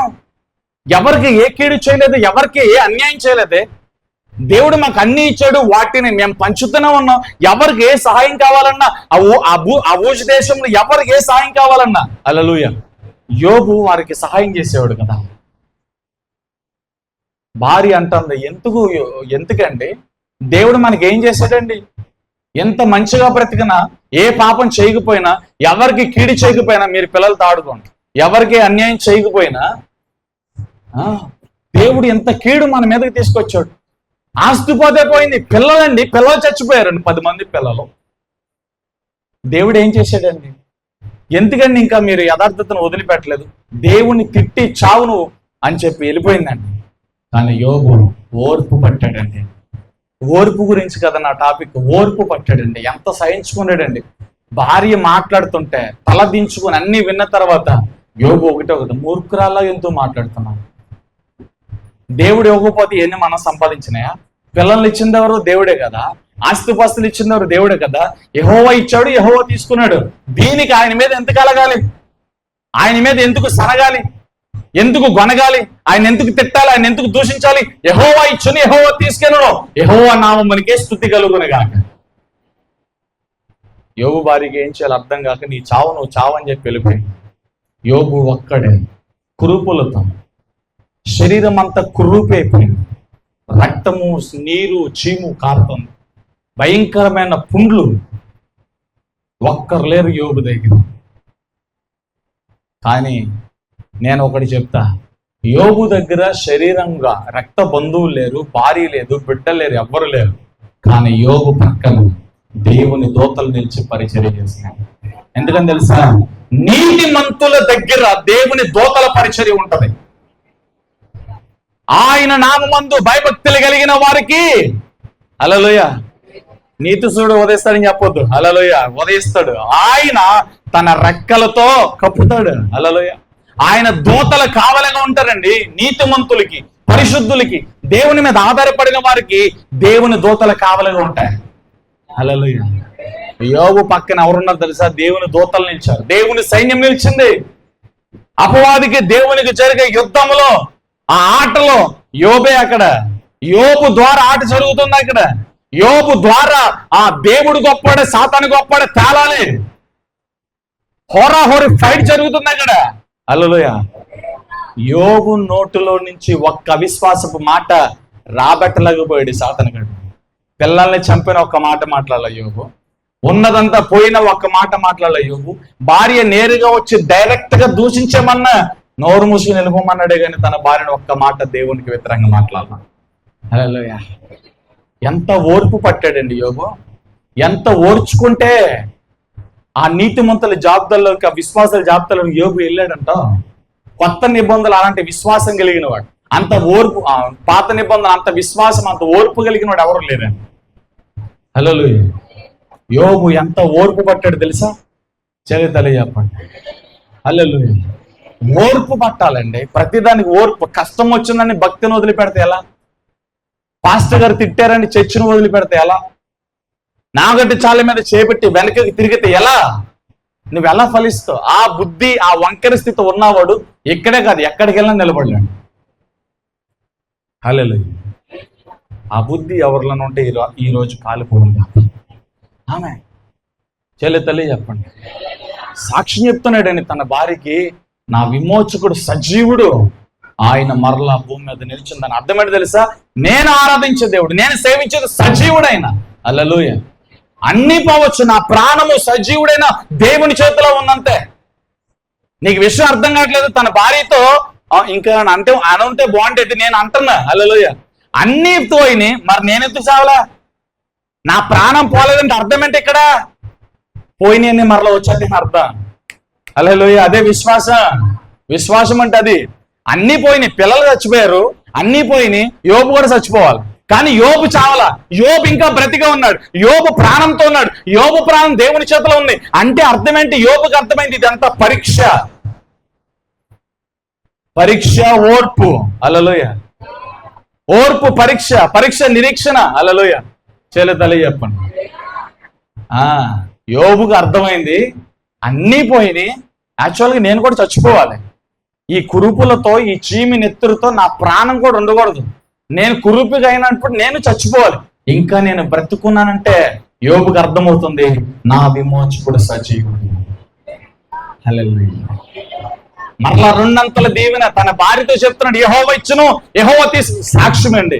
సాక్ష్యం గురించి వచ్చింది ఇక్కడ. సాక్ష్యం అంటే దగ్గిన తుమ్మిన కాదు, అద్భుతం జరిగింది, స్వస్థత, ఇవి కాదు, ఇవి మంచిదే చెప్పడం, కానీ అసలైన సాక్ష్యం నేను చెప్తాను వినండి. హల్లెలూయా. అసలైన సాక్ష్యాలు నేను చెప్తాను వినండి. హల్లెలూయా. నా ఎదురుగా శోధన వచ్చింది, నా ఎదురుగా టీవీ పెట్టారు, నాటికలు వచ్చినాయి, సినిమాలు వచ్చినాయి, భయంకరమైన శోధన ఉంది, కానీ నా కంటి చూపు వాటి మీదకి వెళ్ళాలి. ఇది సాక్ష్యం. ఈ రోజు నా ఇంటికి బంధువులు, స్నేహితులు వచ్చారు, ఆదివారం చర్చ్ మానాల్సిన పరిస్థితి వచ్చింది, కానీ ఎవరిని లెక్క చేయకుండా నా దేవుణ్ణి ఆరాధించడానికి ఎంత లాభదాయకమైన వాటిని, అది కూలైనా పనైనా అన్నిటిని పెంటగేర్చుకుని నా దేవుని మందిరానికి నేను వచ్చాను. ఇది సాక్షి. పాపం చేయాల్సిన పరిస్థితి వచ్చింది, దేవుని కోసం పాపాన్ని ఎదిరించాను, మనుషుల్ని నష్టపోయాను, ధనాన్ని నష్టపోయాను, అన్ని విధాలు నష్టపోయాను, కానీ నేను పవిత్రత కలిగి ఉన్నా, పరిశుద్ధత కలిగి ఉన్నా, దేవుని సాక్షిగా ఉన్నాను. ఇది సాక్ష్యం. ఎలాంటివి చెప్పండి సాక్ష్యాలు, ఒక్కడ చెప్పడం. హల్లెలూయా. ఇది దేవునికి కావాల్సిన సాక్ష్యం. కాలు జారింది, 4 స్టెప్పులు వేసాను. హల్లెలూయా. మంచిదే. దేవుడు చేసిన కార్యాలు ఏది మరవద్దనుంది, అదన్నీ మంచియే, నేనే చెప్పొద్దని అంటలే, కానీ వాటితో పాటు ఇవి కూడా చెప్పండి, మీకు దమ్ముంటాయి. సాక్ష్యాలు చెప్పేవారు లాగా చెప్తున్నా నేను. ఇక్కడ ఉన్న వాళ్ళందరూ సాక్ష్యాలు చెప్పేవాళ్ళు. ఎలాంటివి చెప్పండి. మా ఆయన కర్రించుకుని వచ్చాడు, నేను ఎదురు తిరిగి కొట్టకుండా, అన్ని తన్నకుండా, ఒక్క మాట అనకుండా, ఓర్పుతో నా భర్తను నేను గెలిచానని ఒక్క ఆడత చెప్పమనండి. ఇక్కడ ఈవిడి తెల్లారులైతే ప్రార్థన, గంటల ప్రార్థన చేసేద్ది, అవతలైన వచ్చి అన్నం పెట్టమంటే అన్నం పెట్టదు. ఇంకేంటి నీ సాక్ష్యం? నీ బాధ్యతను మర్చిపోకూడదు, ప్రార్థన చెయ్యాలి, నీ భర్తను కూడా పట్టించుకోవాలి. హల్లెలూయా. నీ ఇంటి పని కూడా నువ్వే చేసుకోవాలి, అది ఉపవాసం ఉన్నా లేకున్నా. ఆమేన్. బాధ్యతను మర్చిపోయి ప్రార్థన కోపరాదంటే ఆడు ఎక్కడో పని నుంచి వచ్చాడు, కడుపు మాట తొత్తాడు, ఆకలితో వస్తాడు, అన్నం పెట్టకపోతే ఏమవుతుంది? నేను చెప్పరండి అండి మీరు. హల్లెలూయా. కొంతమంది ఉన్నట్టున్నారు వీళ్ళు ఇక్కడ, మండుతుంది. హల్లెలూయా. చేయలేదయ్యా, మంట మండుతుంది అన్న. ఆమె చెప్పండి. ఇది సాక్ష్యం. కొట్లాట వచ్చింది, భార్య భర్తల మధ్య గొడవలు వచ్చినాయి, నా భర్త తగ్గలేదు, కానీ నేను తగ్గాను, ఓర్చుకున్నా, అన్ని పడ్డాను, నా భర్తను గెలుచుకున్నా. నా నోటి మాటతో ఎక్కడా కూడా నేను దేవునికి అవమానంగా మాట్లాడలేదు, నా నోటి మాటతో ఎక్కడ అపవాదికి అవకాశం ఇవ్వలే, ఎక్కడ ఒక అపవిత్ర మాట మాట్లాడలే, ఎక్కడ ఒక బూతు మాట మాట్లాడలే. ఎవరు ఎంత రెచ్చగొట్టినా సరే నేను సెల్ఫ్ కంట్రోల్, ఆశా నిగ్రహంలో ఉన్నా. ఇది సాక్ష్యం. హల్లెలూయా. మందిరం ఉన్నప్పుడు పాట పాడేసి చప్పట్లు కూడా ఇంటికి వెళ్ళిపోయిన తర్వాత బూతులు మాట్లాడుతానంటే ఇదేం సాక్ష్యం? ఇది సాక్ష్యమా? నీది భక్త, నువ్వు విశ్వాసురాలువా, నువ్వు క్రైస్తవులువా? దేవుడు ఖచ్చితంగా లెక్క అడుగుతారు కదా. హల్లెలూయా. చేయలేదు తల్లి చెప్పండి. సంఘముతో ఆత్మ చెప్తున్న మాట, చెవుగలవాడు వినుగా. చెవులు లేని వాళ్ళు వినలేరు, చెవులు ఉన్న వాళ్ళు వింటారు. ఆమేన్. హల్లెలూయా. సాక్ష్యాలు అంటే ఇవి. పాపం చేయాల్సిన పరిస్థితి వచ్చినప్పుడు నేను పాపం చేయకుండా దేవుని కోసం నిలబడ్డానన్నా చెప్పండి సాక్ష్యాలు ఎలా. హల్లెలూయా. ఆదివారం పూట పెళ్లి ఫంక్షన్, పెన్నాను కావచ్చు, పెద్దం కావచ్చు, ఇంకోలు కావచ్చు, ఇక్కడ ఎవ్వరు కూడా వాక్యం రిఫరెన్స్లు తెలుసు, వాక్యం తెలుసు, ముందు నుంచి అనుకున్నవారు అందరూ తెలుసు. ఆదివారం పూట ప్రముఖులైన ఎవరైనా రక్త సంబంధికులు ఫంక్షన్ జరిగినాయి అంటే ఆదివారం ఇక్కడ చర్చి మానేసి వెళ్ళిపోతారు, ఎక్కడో ఏదో ఒక చోట చర్చిలో దూరేస్తారు, అటెండెన్స్ వేయించుకుంటారు, వచ్చేస్తారు. అది పాపంలోనికి పరిగణించబడుతుంది. హల్లెలూయా. ఎందుకని పాపంలోకి పరిగణించబడుతుంది అన్నా, నేను ఏదో ఒక చర్చిలోనికి దూరాను కదా అంటో. హల్లెలూయా. అది ఎలా కుదురుద్ది? హల్లెలూయా. అంటే అక్కడే దేవుడు ఉన్నాడు, ఇక్కడే దేవుడు, అక్కడ దేవుడు. నేను అదంట్లా, ఇక్కడ ఒక విషయం చెప్తున్నా, ఇక్కడ ఇన్నర్గా ఉన్న పాపం గురించి చెప్తాను, వినండి బాగా. హల్లెలూయా. నువ్వు ఆదివారం వెళ్ళే చచ్చేది, నీ ఆత్మీయ నాయకుడు ఎవరు, నీ నడిపింపేది? హల్లెలూయా. ఇదైతే ఇది, ఇంకోటైతే ఇంకోటి, ఏదైనా అనుకోను. హల్లెలూయా. ఇప్పుడు ఆదివారం పూట నువ్వు ఎక్కడ ఉండాలి? నీ సంఘంలో నువ్వు ఉండాలి, నీ నడిపింపులు నువ్వు ఉండాలి. ఫంక్షన్కి వెళ్ళి అక్కడ దగ్గరలో ఉన్న చర్చికి వెళ్ళావు అంటే ఆ చర్చికి వెళ్ళాను కాబట్టి నేను పాపం చేయలేదు అనుకుంటా. హల్లెలూయా. అసలు నువ్వు వెళ్ళిన దేనికి చెప్పరండి, మాట్లాడరండి. నువ్వు వెళ్ళిన దేనికి? ఫంక్షన్కి వెళ్ళి ఏదో చుట్టం చూపుగా దేవుని గుళ్ళో అడిగెట్టి వచ్చావు నువ్వు, లేదా కాసేపు కూర్చొని వచ్చావు. నువ్వు వెళ్ళిన దేనికి? నీ మనసు అంతా దేని మీద ఉంది? నువ్వు దేనికోసం నీ సంఘాన్ని వదిలావు, నువ్వు దేనికోసం నీ సన్నిధిని వదిలావు, నువ్వు దేనికోసం నీ దైవజనం నుంచి బయటకు వచ్చావు. అసలు విషయం అనేది ఫంక్షన్. దేవుని చెవులో పూలు పెడతారండి మీరు. హల్లెలూయా. అసలు విషయం ఏంటి? అసలు కాన్సెప్ట్ ఏంటి? ఫంక్షన్కి నువ్వు ఊరికి వెళ్ళావు, అక్కడ ఏదో దగ్గరలో చర్చ ఉంది కాబట్టి వెళ్ళావు అంతే. హల్లెలూయా. దేవునికి లెక్క చెప్పాల్సిందే. హల్లెలూయా. అసలు మెయిన్ రీజన్ చూడండి, నీ మనసు అంతా ఏంటి? ఫంక్షన్కి వెళ్ళావు, నీ బంధువుల దగ్గరికి వెళ్ళావు, అక్కడ ఉన్న ఏదో దగ్గరలో నువ్వు వెళ్ళావు అంతే. హల్లెలూయా. సోమవారం శనివారం ఎటైనా పరిగెత్తండి, ఆదివారం వచ్చిందంటే పరిగెత్తుకుని అందరిని వదులుకుని నీ చర్చకు నువ్వు రావాలి. అది సాక్ష్యం. ఈ సాక్ష్యం ఉందా నీ దగ్గర? సాక్ష్యాలు చెప్పే వాళ్ళు అందరిని అడుగుతుంది, ఈ సాక్ష్యం ఉందా? ఇలాంటి సాక్ష్యాలు అంటే మైక్ ఇచ్చిన సాక్ష్యం చెప్పు, లేకపోతే దేవుని దగ్గర విక్రించబడతాను. సాక్ష్యం అంటే ఏలాకోలం అనుకున్నావేంటే? సాక్ష్యం అంటే నవ్వులాట అనుకున్నారేంటి? సాక్ష్యం అంటే నోటుకు వచ్చిందల్లా మాట్లాడటం అనుకున్నారేంటి? సాక్ష్యం అంటే దేవునికి మహిమ కలగాలి. సాక్ష్యం అంటే అది ఇంకొకరిని ఇంప్రెస్ చేయాలి. అమ్మో అవునా, వీళ్ళకి ఇన్ని పనులున్నా ఆదివారం చర్చ మానకుండా వచ్చారా, వీళ్ళకలాగా నేను ఎందుకు భక్తి చేయలేను, నేను కూడా ఇలాగే రావాలని నీ సాక్ష్యం ఇంకొకరిని కదిలించాలి. అది సాక్ష్యం. పాటలు పాడేసి పరిచర్య చేసేసి అన్ని చేసేసి ఎటు పడితే అటు వెళ్ళిపోతే ఇదేం సాక్ష్యం?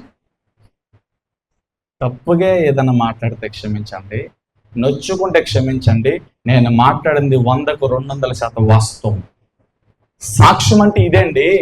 సాక్ష్యం ద్వారా దేవునికి మహిమ రావాలండి. సాక్ష్యం ద్వారా మనము మేలు పొందాలండి. సాక్ష్యం ద్వారా మన మేలులో మరొకడు పాలు పొందాలి. అది సాక్ష్యం. హల్లెలూయా. కాబట్టి సాక్ష్యం చెప్పేవాళ్ళు ఇప్పటి నుంచి జాగ్రత్త పడతారు. హల్లెలూయా. చెల్లి తల్లి చెప్పండి, అదవుతుందా? చెప్పండి. అలాగా ఏం చెప్తారు? పాపాన్ని జయించా, లోకాన్ని జయించా.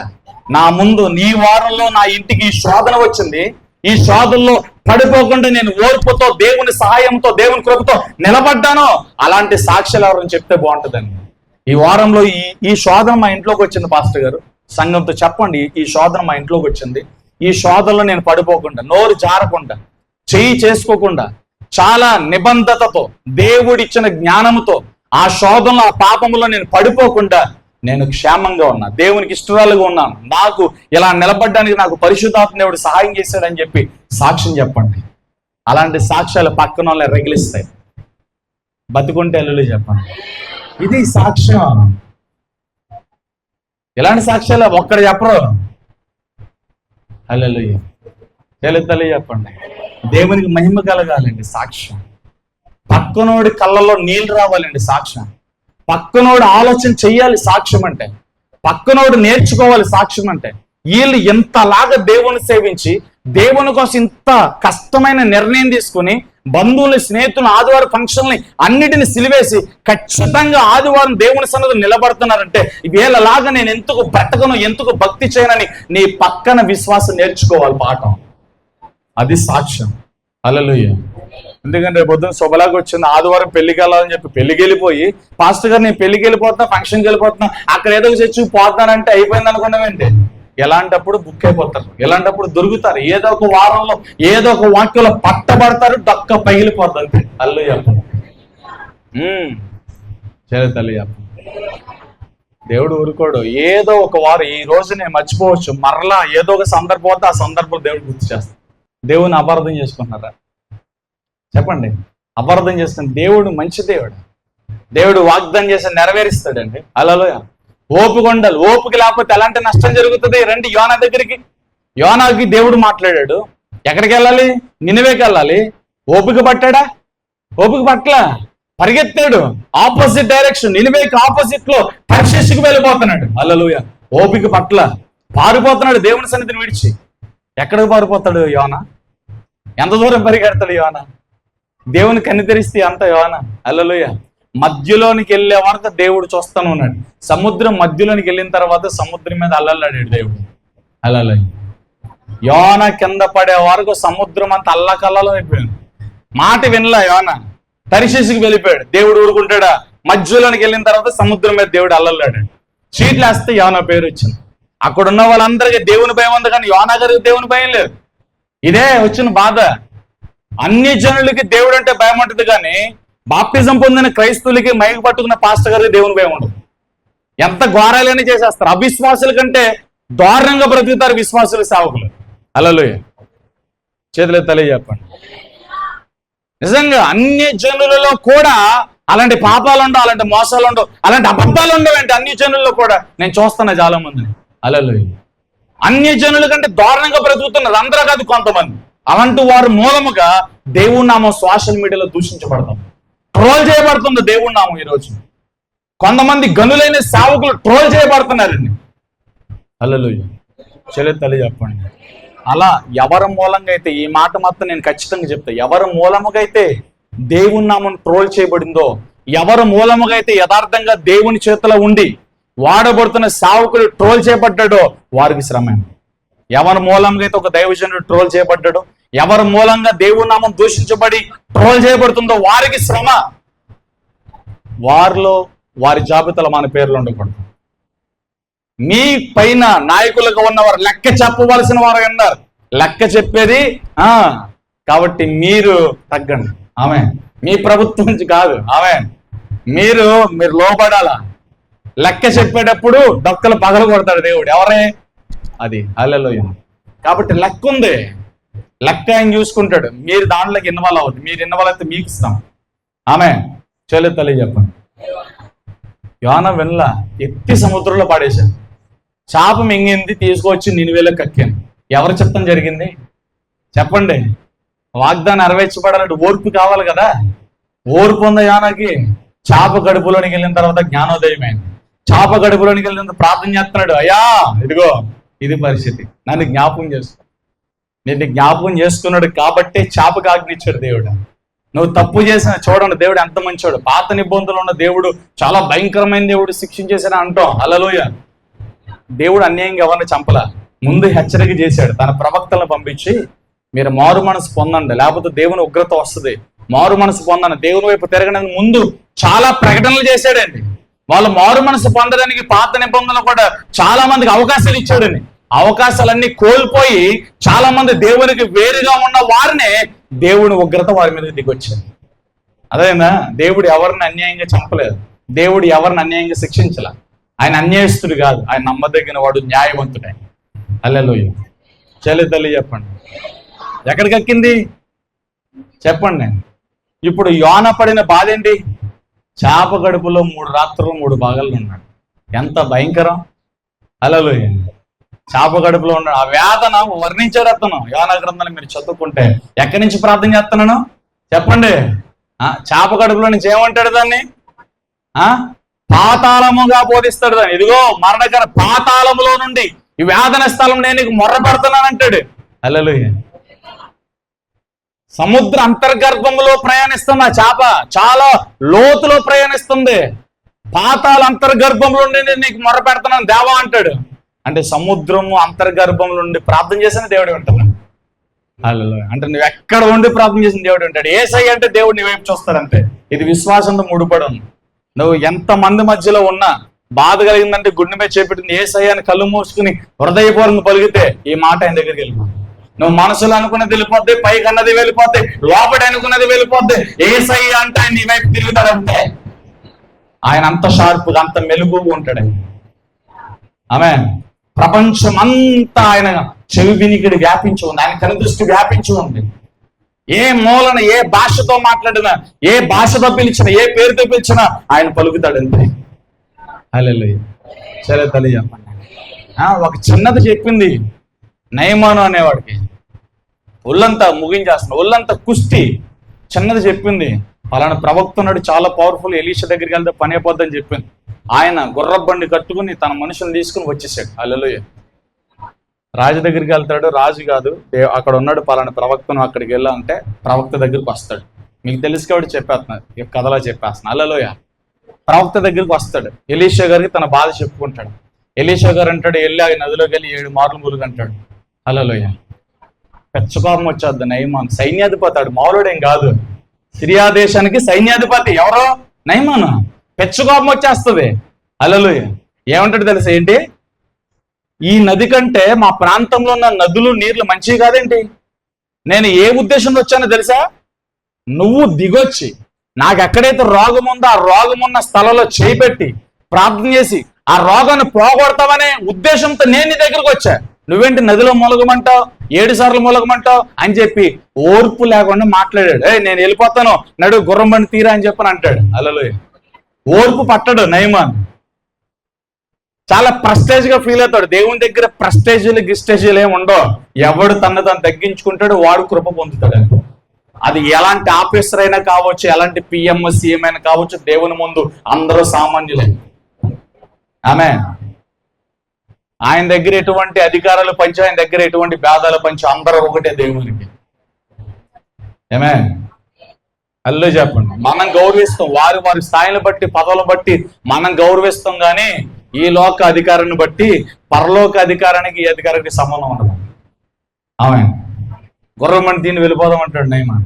చెప్తాడు పనుడయ్యా, నయమాన్ గారు ఈ ప్రవక్త చాలా పవర్ఫుల్ అండి, నేను చాలా మార్లు విన్నాను ఈ చేసిన అద్భుతాలు, ఒక్కసారి మునిగితే ఏం పోతుంది, వెళ్ళి మునుగుదామని చెప్పి అప్పుడు నదిలోకి వెళ్ళి 7 మార్లు ములుగుతాడు. హల్లెలూయా. 1 2 3 ములుగుతాడు, చూసుకుంటాడు, 7వ మారు ములిగి లేవగాని కుష్టంతా పోయి తెల్లగా మంచి చిన్నపిల్లడి దేహం వచ్చేస్తుంది అనమాట. హల్లెలూయా. సార్ చూస్తారా? 2వ రాజుల గ్రంథం ఉంటుంది అనమాట. 2వ రాజుల గ్రంథం 5వ అధ్యాయం 10-11 వచ్చిన చదవండి ఒకసారి. యోర్దాన్ నదికి పోయి, అదే రెఫరెన్స్ రాసుకోండి. 2వ రాజుల గ్రంథం 5వ అధ్యాయం 10-11 వచ్చిన చదవక. 7 మార్లు స్నానం చేయము, నీ ఒళ్ళు మరలా బాగే, నీవు శుద్ధుడు వగుదావని అతనితో చెప్పుట దూతను పంపినా. అందుకు నయమాను కోపం తెచ్చుకుని తిరిగి పోయి ఇట్లా నేను అతడు నా ఎద్దకు వచ్చి, చూడండి అతను ఆలోచన చెప్తున్నాడు, నయమాను వచ్చిన ఆలోచన చెప్తాడు. చూడండి, అతడు నా ఎద్దకు వచ్చి నిలిచి తన దేవుడైన యెహోవా నామమును బట్టి తన చేయి రోగముగా ఉన్న స్థలము మీద పాడించి కుష్ఠ రోగమును మాన్పునని నేను అనుకుంటున్నాను. ఇది నయమని అనుకున్నదేంటి? ప్రవక్త గారు తన ప్రార్థన గదిలో నుంచి దిగివచ్చి ఎక్కడైతే కుష్ఠ ఉందో అక్కడ చెయ్యి ఆడించి యెహోవా నామంలో ప్రార్థన చేస్తే నన్ను బాగు చేస్తాడు నేను అనుకున్నాను. ఈయనంటే ఎలా అంటున్నాడు? చదవండి కంటిన్యూ చేయండి. దమస్కు నదులైనా ఇశ్రాయేల్ దేశంలోని నదులన్నిటికంటే శ్రేష్టమైనవి కాదు. ఈయన చెప్పిన నది కంటే ఇవన్నీ శ్రేష్టమైనవి కాదంటున్నా. నెక్స్ట్, వాటిలో స్నానం చేసి శుద్ధిని నేను పొందలేనా అని అనుకొని రౌద్రుడై తిరిగి వెళ్ళిపోయాను.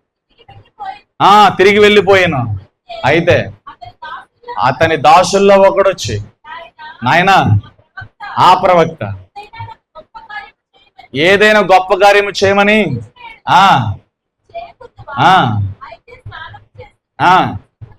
అయితే స్నానం చేసి శుద్ధుడువు కమ్మని మాట దానికంటే మేలు కదా పక్కన దాసుడు చెప్పాడు. హల్లెలూయా. అప్పుడు ఉగ్ర రూపాన్ని దాల్చి ప్రశాంతంగా అప్పుడు కృప వచ్చింది అతనికి. దిగాడు, అహంకారం అంతా పోయింది, కిందకి దిగి అప్పుడు వెళ్ళి నదులోనికి వెళ్ళి ములగటం ప్రారంభించాడు.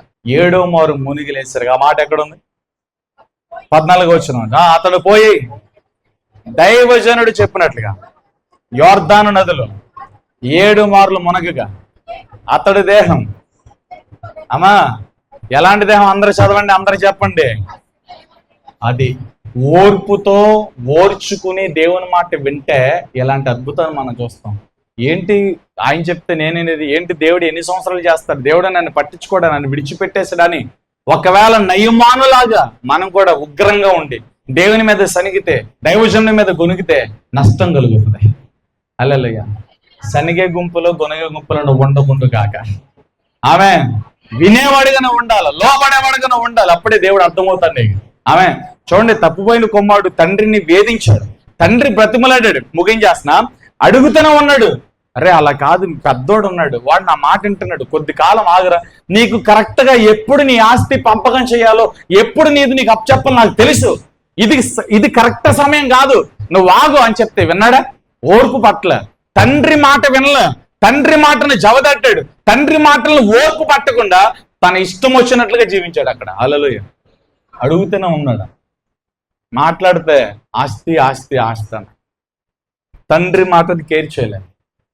ఎంత నష్టం జరిగింది మీరే చూడండి. ఓర్పు పట్టనందువలన, తండ్రి మాట విననందువలన, తన ఇష్టం వచ్చినట్లుగా జీవించినందువలన, తనకు నచ్చిన ప్రాంతానికి వెళ్ళినందువలన మోసపోయింది ఆవిడ, నష్టపోయింది ఆవిడ, పాడైపోయింది ఆవిడ. ఈరోజు అదే స్థాయిలో దేవుడు మాట్లాడుతున్నాడు. నువ్వు నష్టపోవడం దేవునికి ఇష్టం లేదు, నువ్వు పాడైపోవడం దేవునికి ఇష్టం లేదు, నువ్వు దొంగోడైన సాతాను చేత దోచవేయబడితే ఇష్టం లేదు, మోసగాడైన సాతాను చేత మోసగించబడ్డ ఇష్టం లేదు, ఈ లోక ఆశల్లో, లోక కుయుక్తులు, ఈ రంగుల వలయంలో చిక్కపడ్డం దేవునికి ఇష్టం లేదు. అందుకే పరిశుద్ధాత్మ దేవుడు నేను వాడుకోవడానికి పిలుస్తున్నాడు, నేను దీవించడానికి పిలుస్తున్నాడు, నిన్ను మరలా పరిశుద్ధపరచడానికి పిలుస్తున్నాడు, నీలో ఆయన నివసించడానికి పిలుస్తున్నాడు, నీ ద్వారా జరిగించాల్సిన కార్యాలు భూమి మీద జరిగించడానికి పరిశుద్ధాత్మ దేవుడు నేను పిలుస్తున్నాడు. హల్లెలూయా. దేవునికి అవకాశం ఉండ గొనగటం, సనగటం, అలగటం, ఏదో దేవుడికి మనం ఏదో చేసేసినట్లుగా దేవుని మీద రుబాబు చేయటం, పెత్తనాలు చేయటం ఆపండి. దేవుని దగ్గర బ్రతిమలటం నేర్చుకోండి. దేవుని కార్యాలు ఓపికతో వేచి చూడడం నేర్చుకోండి. దేవుని బ్రతిమలాడి దేవుని సన్నిధిలో ఆయన వైపు తేరి చూడడం నేర్చుకోండి. అది తప్ప ఇంకేమీ చేయొద్దు. మేము ఆశతో కనిపెట్టిన ప్రాణాన్ని దేవుడు తృప్తిపరుస్తాడు. చెయ్యి చాపావా, దేవుడు దాన్ని నింపకుండా వెనక్కు త్రోసేసే దేవుడు కాదు. నేను ప్రకటించే యేసు ప్రభు చెయ్యి చాపితే దాన్ని పట్టుకుంటాడైనా, చెయ్యి చాపితే దాన్ని నింపుతాడైనా, చెయ్యి చాపావా దాన్ని పట్టుకుని నడిపేస్తాడైనా. త్రోసివేసే దేవుడు కాదైనా, విడిచిపెట్టే దేవుడు కాదైనా. మాట వినకుండా ఇచ్చిన మూట పట్టుకుని వెళ్ళిపోయాడు, దుర్వ్యాపారం చేశాడు, దూర ప్రాంతానికి పోయి నష్టపోయాడు. ఉన్న ఫ్రెండ్స్, స్నేహితులు అందరూ కూడా మూట కరిగిపోయేసరికి ఒక్కడు లేడు. మార్చిపోయిన గడ్డంతో, పాడైపోయిన బట్టలతో, మురుకు కంపుతో, దుష్ట స్థితిలో, పందులు తినే పొట్టి స్థితిలోనికి వెళ్ళి మరలా తండ్రి ఇంటికి తిరిగి వచ్చినప్పుడు ఏ పాపము చూడక, ఏ మలినము చూడక, ఏ దుర్వాసన చూడక పరిగెత్తుకుంటెళ్ళి ముద్దు పెట్టుకున్న నేను ఇంకా పిలుస్తున్నాడు. నీ పాపము ఎంతైనా, నువ్వు ఎంత మోసగడమైనా, మనం ఎంత నమ్మదగిన వారం కాకపోయినా, పాముకి కోరల్లో ఉన్నట్టు నిలువెల్ల విషముతో నింపబడి ఉన్న దేవుడు మనల్ని దూషించలేదు, దేవుడు మనల్ని ప్రేమిస్తున్నాడు. అందుకే దేవునికి మన జీవితాలు అప్పగించుకోవాలి. దేవునికి మాత్రం మన జీవితాలు అప్పగించుకోవాలి, ఇంకెవరికి అప్పగించకూడదు. నాది నా భార్య, నా భార్య నాకు కాదు, ఆవిడ కోసం, నా కోసం బలి అయిన దేవుడు ఆయన, రక్తము కార్చిన దేవుడైనా, పాప క్షమాపణ ఇచ్చిన దేవుడైనా, స్వస్థపరిచింది ఆయన, మూలుగుతున్నప్పుడు, ఏడుస్తున్నప్పుడు, కష్ట సమయాల్లో మా పక్షానికి వచ్చి మాట్లాడింది ఆయన. మా జీవితాలు ఆయనకే సొంతం, నీ జీవితం ఆయనకే సొంతం, నీ బ్రతుకు ఆయనకే సొంతం. నీ జీవితం నీది కాదు, దేవుడిది. హల్లెలూయా. మాటలు ముగించే ముందు ఒక మాట, దేవుణ్ణి ఎప్పుడు తప్పుగా అర్థం చేసుకోవద్దు. వాగ్దానం ఉందా, దర్శనం ఉందా, పొందే వరకు కూడా నువ్వు బ్రతిమలాడు దేవుని సన్నిధిలో. వేచి చూడు, దేవుని సన్నిధిలో కనిపెట్టు, దేవుడు అద్భుతం చేస్తాడు. హల్లెలూయా. సనగొద్దు కొనగొద్దు, చేతులెత్తి చెప్పండి. సనగొద్దు కొనగొద్దు. హల్లెలూయా. చేతులెత్తి చెప్పండి. కొంతమంది ఎలా ఉంటారంటే, ఈ మాట చెప్పి నేను ముగిస్తాను. కొంతమంది ఎలా ఉంటారంటే, ఏంటి వాళ్ళు ఎప్పుడు ప్రార్థన చేస్తారు, ఎప్పుడు నీతిమంతులుగా ఉంటారు, ఎప్పుడు పరిశుద్ధులుగా ఉంటారు, వాళ్ళు ఎందుకని అంత తప్పుల్లో ఉంటారు, వాళ్ళకి ఎందుకు అన్ని కష్టాలు ఉంటాయి, వాళ్ళకి ఎందుకు అన్ని శ్రమలు ఉంటాయి, వాళ్ళకి ఏంటి, వాళ్ళు ఎప్పుడు చూసినా అలాగే ఉంటారు, వాళ్ళు దీవించబడరేంటి, వాళ్ళు ఇల్లు కట్టుకోరేంటి, వాళ్ళ అప్పులు ఎప్పుడూ తీరుస్తారు, అది ఇదని చెప్పి లోకమంతా నీ వైపు అటెన్షన్గా ఉంటుంది. హల్లెలూయా. చేతులెత్తి చెప్పు. ఈ మాట నేను ఎందుకు చెప్తున్నాను తెలుసా? ఒకరోజు రాబోతుంది, రెప్పపాటులో నువ్వు మహిమ శరీరం తాగుస్తావు. నిన్ను గురించి మాట్లాడిన వారందరూ కూడా విడవబడతారు. ఎవరు ధన్యులు? విడవబడిన వారా, ఎత్తబడిన వారా? ఎవరు ధన్యులు? ఈ లోకంలో ధనవంతులుగా ఉన్నవారా, దేవుని కోసం కష్టాన్ని, నష్టాన్ని అనుభవించిన వారా? చెప్పరండి అని మీరే. ఈ లోకంలో డబ్బు ఉంది, మేడ ఉంది, మిద్దులు ఉన్నాయి, ఇల్లు గొప్ప వాళ్ళ, దేవుని కోసం, దేవుని మీద నిరీక్షణతో బ్రతికిన వాళ్ళు గొప్ప వాళ్ళ? మత్తయి సువార్త 25వ అధ్యాయంలో బుద్ధి కలిగిన వారు బుద్ధి లేని వారు కనబడతారు. బుద్ధున్న వాళ్ళు వాళ్ళ దివిటీలను శుభ్రంగా కడుక్కొని శుభ్రపరుచుకుని వాళ్ళ దివిటీల్లో నూనె పోసుకుని వెలిగించుకుని వాళ్ళు ఎప్పుడు నిరీక్షణతో ఓపిక ఎదురు చూస్తారు. అటెన్షన్, రేయలేదు పగలలేదు, మెలుగుగా ఎప్పుడు స్వరం వినపడుతుందో, ఎప్పుడు పెండ్లి కుమారుడు వస్తాడు ఆయనతో ఎప్పుడు వెళ్ళిపోదామని చూస్తున్నారు. ఈ పక్కన 5 వాళ్ళు బుద్ధి లేదా, సంవత్సరం నుంచి 10 సంవత్సరాల నుంచి 5 సంవత్సరాల నుంచి ఇదిగో దేవుడు వస్తున్నాడు, అదిగో దేవుడు వస్తున్నాడు, ఇటు వస్తున్నాడు అటు వస్తున్నాడు, వీళ్ళు నూనె పోసుకుని పోత్తనే ఉన్నారు, నూనె పోత్తనే ఉన్నారు. అంత నూనె వేస్ట్ చేస్తున్నారు వీళ్ళు. చక్కగా ఆయన వచ్చే ముందు మార్కెట్లోకి వెళ్ళి నూనె కొనుక్కుని పోసుకుని వెళ్ళిపోతే పోదా, ఇప్పుడెందుకు ఈ యొక్క ఆర్భాటం, ఇప్పుడెందుకు ఈ యొక్క హంగులు అని చెప్పి వాళ్ళు చాలా ప్రశాంతంగా ఉన్నారు. హల్లెలూయా. అనుకోని గడిలో వచ్చాడు. మెలకుగా ఉన్నవారు పెండ్లి కుమార్తె వెళ్ళిపోయారు. వీళ్ళు అప్పటికప్పుడు ప్రిపేర్ అవుదాం అనుకున్నారు, అప్పటికప్పుడు నూనె పోసుకుందాం అనుకున్నారు. అప్పుడప్పుడు సిద్ధలు మేడ మీద నుంచి సిద్ధలు తెస్తే నూనె లేదు, పోద్దాం అనుకుని పక్కన వాళ్ళు వెళ్ళడితే మాకు చాలా కుదరదన్నారు. వీళ్ళు మార్కెట్కి వెళ్ళే లోపల టైం అయింది. బుద్ధి కలిగిన వారు చూసావా, ఇదే కోణంలో పాత నిబంధనలు మనకు నోవహు కనపడతాడు. 120 సంవత్సరాలు. నోవహు అంటే మామూలుడు కాదండి బాబు. ఎన్ని సంవత్సరాలు తెలుసా? 120 సంవత్సరాలు. వర్షం అంటే ఏంటో తెలియని రోజుల్లో, భూమి మీద వర్షము కురవని రోజుల్లో దేవుడు చెప్పిన మాట విని 120 సంవత్సరాలు పట్టింది దేవుడు చెప్పిన కోణంలో వాడ తయారు చేయడానికి. అదేందా? ఎన్ని సంవత్సరాలు? 120 సంవత్సరాలు ఓపిక పట్టాడండి. అందరూ సంపాదించుకుంటే నోవహు మాత్రం వాడ కడుతున్నాడు. అందరూ అనుకుంటున్నారు ఈడేంట్రా బాబు సేవ అన్నాడు, వాడన్నాడు, అప్పుల్లోకి వెళ్ళిపోతాడు, మీటింగ్ అంటాడు, అదంటాడు ఇదంటాడు, మనందరం సంపాదించుకుని ఈడేంటి ఇట్ అయిపోతున్నాడని చెప్పి రక్త సంబంధికులు బంధువులు అందరూ. హల్లెలూయా. నోవహు గారు దేవుడు చెప్పినట్లుగా దేవుని కోసం ఖర్చు అయిపోయేవాడే కానీ కట్టుకునేవాడు కాదు. హల్లెలూయా. దేవుని కోసం ఆస్తులు సంపాదించుకునేవాడు కాదు, దేవుని కోసం వాడు కట్టున్నాడు, తన కుటుంబాన్ని రక్షించుకున్నవాడు. నోవహుని చూసి మేమందరం ఇల్లు కట్టుకుంటున్నాం, ఆస్తులు సంపాదించుకుంటున్నాం. నోవహు ఏంట్రా, అతను మాత్రమే కాక అతడు, అతని పిల్లలు, అతని భార్య, అతను వాళ్ళందరూ కూడా వాడగట్టే 120 సంవత్సరాలు అండి. హల్లెలూయా. 120 సంవత్సరాలు లోకంలో ఉన్న వారందరూ తెగ సంపాదించేశారండి. మేడల మీద మేడలండి, లగ్జరీ కార్లండి, అన్ని సంపాదించేశారండి. నోవహు వైపు చూస్తాను, నోవహు పాపం ఏమీ లేదు, అప్పుల్లో ఉన్నాడు నోవహు. హల్లెలూయా. నోవహు ఎక్కడ ఉన్నాడంటే వాడ కట్టే విషయంలో బిజీగా ఉన్నాడు, అప్పుల్లో ఉన్నాడు. కత్తి కావాలని అప్పు చేస్తున్నాడు, కొడవలు కావాలని అప్పు చేస్తున్నాడు, గొడ్లు కావాలని అప్పు చేస్తున్నాడు, నార కావాలని అప్పు చేస్తున్నాడు, కీలు పోయడానికి అప్పు చేస్తున్నాడు. హల్లెలూయా. అన్నిటికాడు బతుకంత అప్పు అప్పు అప్పే. హల్లెలూయా. వీళ్ళందరూ బాగా సంపాదించేశారు. హల్లెలూయా. ఒక రోజు వచ్చింది, నోవహు వాడలోకి వెళ్ళిపోన్నాడు. దేవుడు రాత్రిపూట రహస్యంగా దేవుని స్వరం నోవహు దగ్గరకు వచ్చింది. నోవహు వాడలోకి వెళ్ళాడు, దేవుడు తలిపేశాడు. 120 సంవత్సరాలు వీళ్ళు కట్టిన ఇల్లు కోల్పోయాడు, వీళ్ళు సంపాదించిన ఆస్తి కోల్పోయింది. హల్లెలూయా. కానీ నోవహు అప్పుల్లో ఉన్నాడని, నోవహు ఏమీ లేదని, నోవహు అన్యాయం అయిపోయాడని ఎవరైతే లోకల్లో నోవహుని వెర్రివారుగా చూశారో అలాంటి నోవహు తలిపితే తలిపితే తలిపితే తలిపితే అని బాగుతున్నారు. అది విషయం. హల్లెలూయా. ఈ లోకంలో ఇల్లుందా, మేడుందా, మిద్దుందా అని కాదు, నువ్వు ఎలా ఉన్నావు అన్నది చూడు. నువ్వు దేవుని కోసం ఎలా బ్రతుకుతావు అన్నది చూడు. నేను అద్దెంట్లో ఉన్నాను, లేకపోతే ఇంకో ఇంట్లో ఉన్నాను, టెంట కింద ఉన్నాను, చెట్టు కింద ఉన్నాను, ఇలా పాకలో ఉన్నానని చూడొద్దు. నువ్వు ఎలా ఉన్నావో చూడు. దేవుడు బోర ఊదినప్పుడు నువ్వు ఎత్తబడతావో లేదో చూడు. దేవుని త్రాసులను తీసుకున్నప్పుడు ఆ త్రాసుకు నువ్వు సరిపోతావు లేదో చూడు. దేవుని కొలతకు సరిపోతావో లేదో చూడు. మేనే టేకల్ పారిసే దేవుడు కొలత కొలిచి, దేవుడు లెక్క చూసి ముగిస్తే మన స్థితి ఏంటి అన్నది క్వశ్చన్ మార్క్ చేసుకున్నాడు. హల్లెలూయా. నేను అనుకున్న సమయాల్లో దేవుడు అద్భుతం చేయడం, నేను అనుకున్న సమయంలో దేవుడు వాగ్దానం నెరవేర్చడం. దేవుని అనుకున్న సమయంలోనే ఆయన వాగ్దానం నెరవేరుస్తాడు. యాయీరు దగ్గరికి వెళ్తే అదే జరిగింది. ఆమేన్. యాయీరు దగ్గరికి వెళ్తే అదే జరిగింది. బాబోయ్, మళ్ళీ యాయీరు అన్నాడు ఎప్పుడు వదులుతాడు అన్నట్టు కొన్ని మొఖాలు. యాయీరు దగ్గరికి వెళ్తే యాయీరు పరిగెత్తుకుంటూ వెళ్ళి దేవుని కాలు పట్టుకుని, నా బిడ్డ చావు బతుకులో ఉంది. హల్లెలూయా. నేను వస్తాను యాయీరు పదన్నాడు. ఈలోపు మధ్యలో రక్తస్రావం కలిగిన స్త్రీ వచ్చి వస్త్రభుజంగా ముట్టగానే ఎవరో నన్ను ముట్టారంటే యాయీరు అట్టగా చూస్తున్నాడు, నా కూతురు చావు బతుకుల మధ్య ఉంది. యేసు ప్రభు తొందరగా వస్తే బాండు, యేసు ప్రభు తొందరగా వస్తే బాండు, నా బిడ్డ బ్రతుకుద్ది, నా బిడ్డ బ్రతుకుద్ది. తన అటెన్షన్ అంతా యేసు ప్రభు తొందరగా రావాలి. అక్కడ ఇంచుమించు 100 అయింది తినేసాను. రక్తస్రావం కలిగిన స్త్రీ వచ్చి యేసు ప్రభు చెంగు ముడతా ఎవరు నన్ను ముట్టారు? పేతురు పక్కన అపోస్తలుందరూ ఇంతమంది నీ మీద పడుతుంటే ఎవరు ముట్టారంటే లేదు, నాలో నుండి ప్రభు అక్కడికి వెళ్ళింది. హల్లెలూయా. ఆ స్త్రీ వచ్చి నిలబడి చెప్తుంది, ప్రభువా 12 ఏండ్ల నుండి రక్తస్రావంతో బాధపడుతున్నాను, అనేక వైద్యులు కలిశాను, నీ గురించి విన్నాను, నీతో మాట్లాడి ప్రార్థన చేయించుకుందాం అనుకున్నాను, కుదరలేదు, వస్త్రాన్ని తాకాను, రక్తము కట్టడైంది, నాకు స్వస్థత కలిగింది. ఈ డిస్కషన్ జరిగేసరికి గంట. హల్లెలూయా. ఈలోపు యాయీరు బంధువు ఒకడు వచ్చి, బోధకుని ఇబ్బంది పెట్టొద్దు, ఏమైంది, నీ బిడ్డ చచ్చిపోయింది. బ్రతికుండగా వస్తే బోధకుడు ఆ బిడ్డను బ్రతికిస్తాడు, చచ్చిపోయిన వాళ్ళని ఇంకేం బ్రతికిస్తాడు?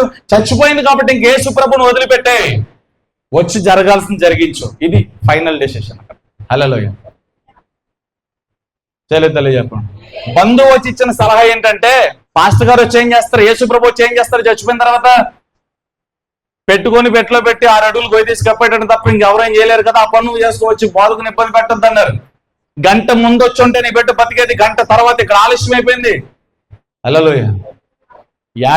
యాయీరు లోపల అనుకుంటున్నాడు, ప్రభా ఈ స్త్రీ దగ్గర, ఈ రక్తస్రావంగా ఈ స్త్రీ దగ్గర ఆగకుండా డైరెక్ట్ గా నా ఇంటికి వచ్చేత నా బిడ్డ బతికేది, ఇక్కడ ఆగిపోయో నా బిడ్డ చచ్చిపోయింది, పైకి అనలేక లోపల బాధపడుతున్నాడు. బంధువు వచ్చి అంటున్నాడు, బోధకుని ఇబ్బంది పెట్టదు, నువ్వు రా అంటే తలగై దించి ఏం చేయాలో తెలియక ఏడుస్తుంటే యాయీరు వైపు యేసు ప్రభు తేరిచి వచ్చి యాయీరు అని భుజం తట్టి, యాయీరుకు దేవుడు ఏమని తెలుసా, నేను నీ ఇంటికి వస్తాను. అలా యేసు ప్రభుకు తెలుసు యాయీరింటికి ఎప్పుడు వెళ్ళాలో, యేసు ప్రభుకు తెలుసు అక్కడ గొల్లి చేసేవారిని, ఏడ్చేవారిని దేవుడు ఎప్పుడు తరిమేయాలో, చిన్నదాన లగమని ఎప్పుడు పలకాలనికి తెలుసు. నువ్వు చెప్పవసరంలా, నువ్వు రా ప్రభు అంటే రాడు, నువ్వు ఇప్పుడు దిగిపో అంటే దిగిపోడు, నువ్వు వచ్చే అద్భుతం అంటే చేయడు. దేవుడు ఒక ఇంటెన్షన్ ఉంది, ఒక ఆలోచన ఉంది, ఒక సమయం ఉంది, ఒక ఉద్దేశం ఉంది. యాయీరు బాధపడ్డాడు మధ్యలో జరిగిన సంఘటన బట్టి, ముందే వచ్చుంటే నా బిడ్డ బ్రతికేది. హల్లెలూయా. కానీ యాయీరింటికి ఎప్పుడు రావాలో తెలుసు. హల్లెలూయా. యేసు ప్రభు యాయీరింటికి వెళ్ళాడు, వెళ్ళేసరికి అందరు గొల్లి చేసి ఏడుతున్నారు, అందరినీ గొల్లి చేసి ఏడ్చే వాళ్ళందరినీ బయటికి వెళ్ళిపోమని యాయీరు. హల్లెలూయా. అందరిని పంపించేసాడండి యేసు ప్రభు. యాయీరు, తన భార్య, పేతురు, యోహాను, వీళ్ళందరూ వెళ్ళారు. యేసు ప్రభు చిన్నదాన్ని చూశాడు, తల మీద చేపెట్టాడు, తల్ తాకుని, చిన్నదానా లేచి కూర్చొంది, చప్పట్లు కొట్టింది. యాయీరు అనుకున్న సమయానికి యేసు ప్రభు రాలా, యాయీరు కోరుకున్న టైంకి యేసు ప్రభు రాలా. యేసు ప్రభు ఎప్పుడు రావాలి అప్పుడే వచ్చాడు, యేసు ప్రభు ఎప్పుడు అద్భుతం జరగాలి అప్పుడే జరిగింది. హల్లెలూయా. యేసు ప్రభు అద్భుతం అలా ఉంటుంది అంటే, ఆశ్చర్యకరుడు ఆయన పేరు. చెయ్యి దాటిపోయిన పరిస్థితుల్లోనికి ఆయన వస్తాడు.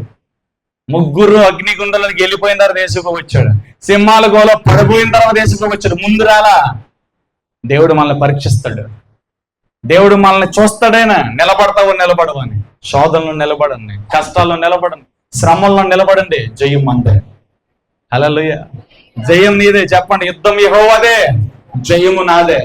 చెప్పండి, యుద్ధము యెహోవాదే, జయము నాదే. యుద్ధము యెహోవా చేస్తాడు, జయము నాకు ఇస్తాడని అర్థం. ఆమేన్. కాబట్టి దేవుని సనగొద్దు, కొనగొద్దు. ఈ లోకం నిన్ను ద్వేషించినా దూషించినా దేవుడు నిన్ను ప్రేమిస్తున్నాడని అర్థం చేసుకో. ఈ కొద్ది మాటలు పరిశుద్ధాత్ముడు మన బ్రతుకులో స్థిరపరిచును గాక. లేచి నిలబడదాం.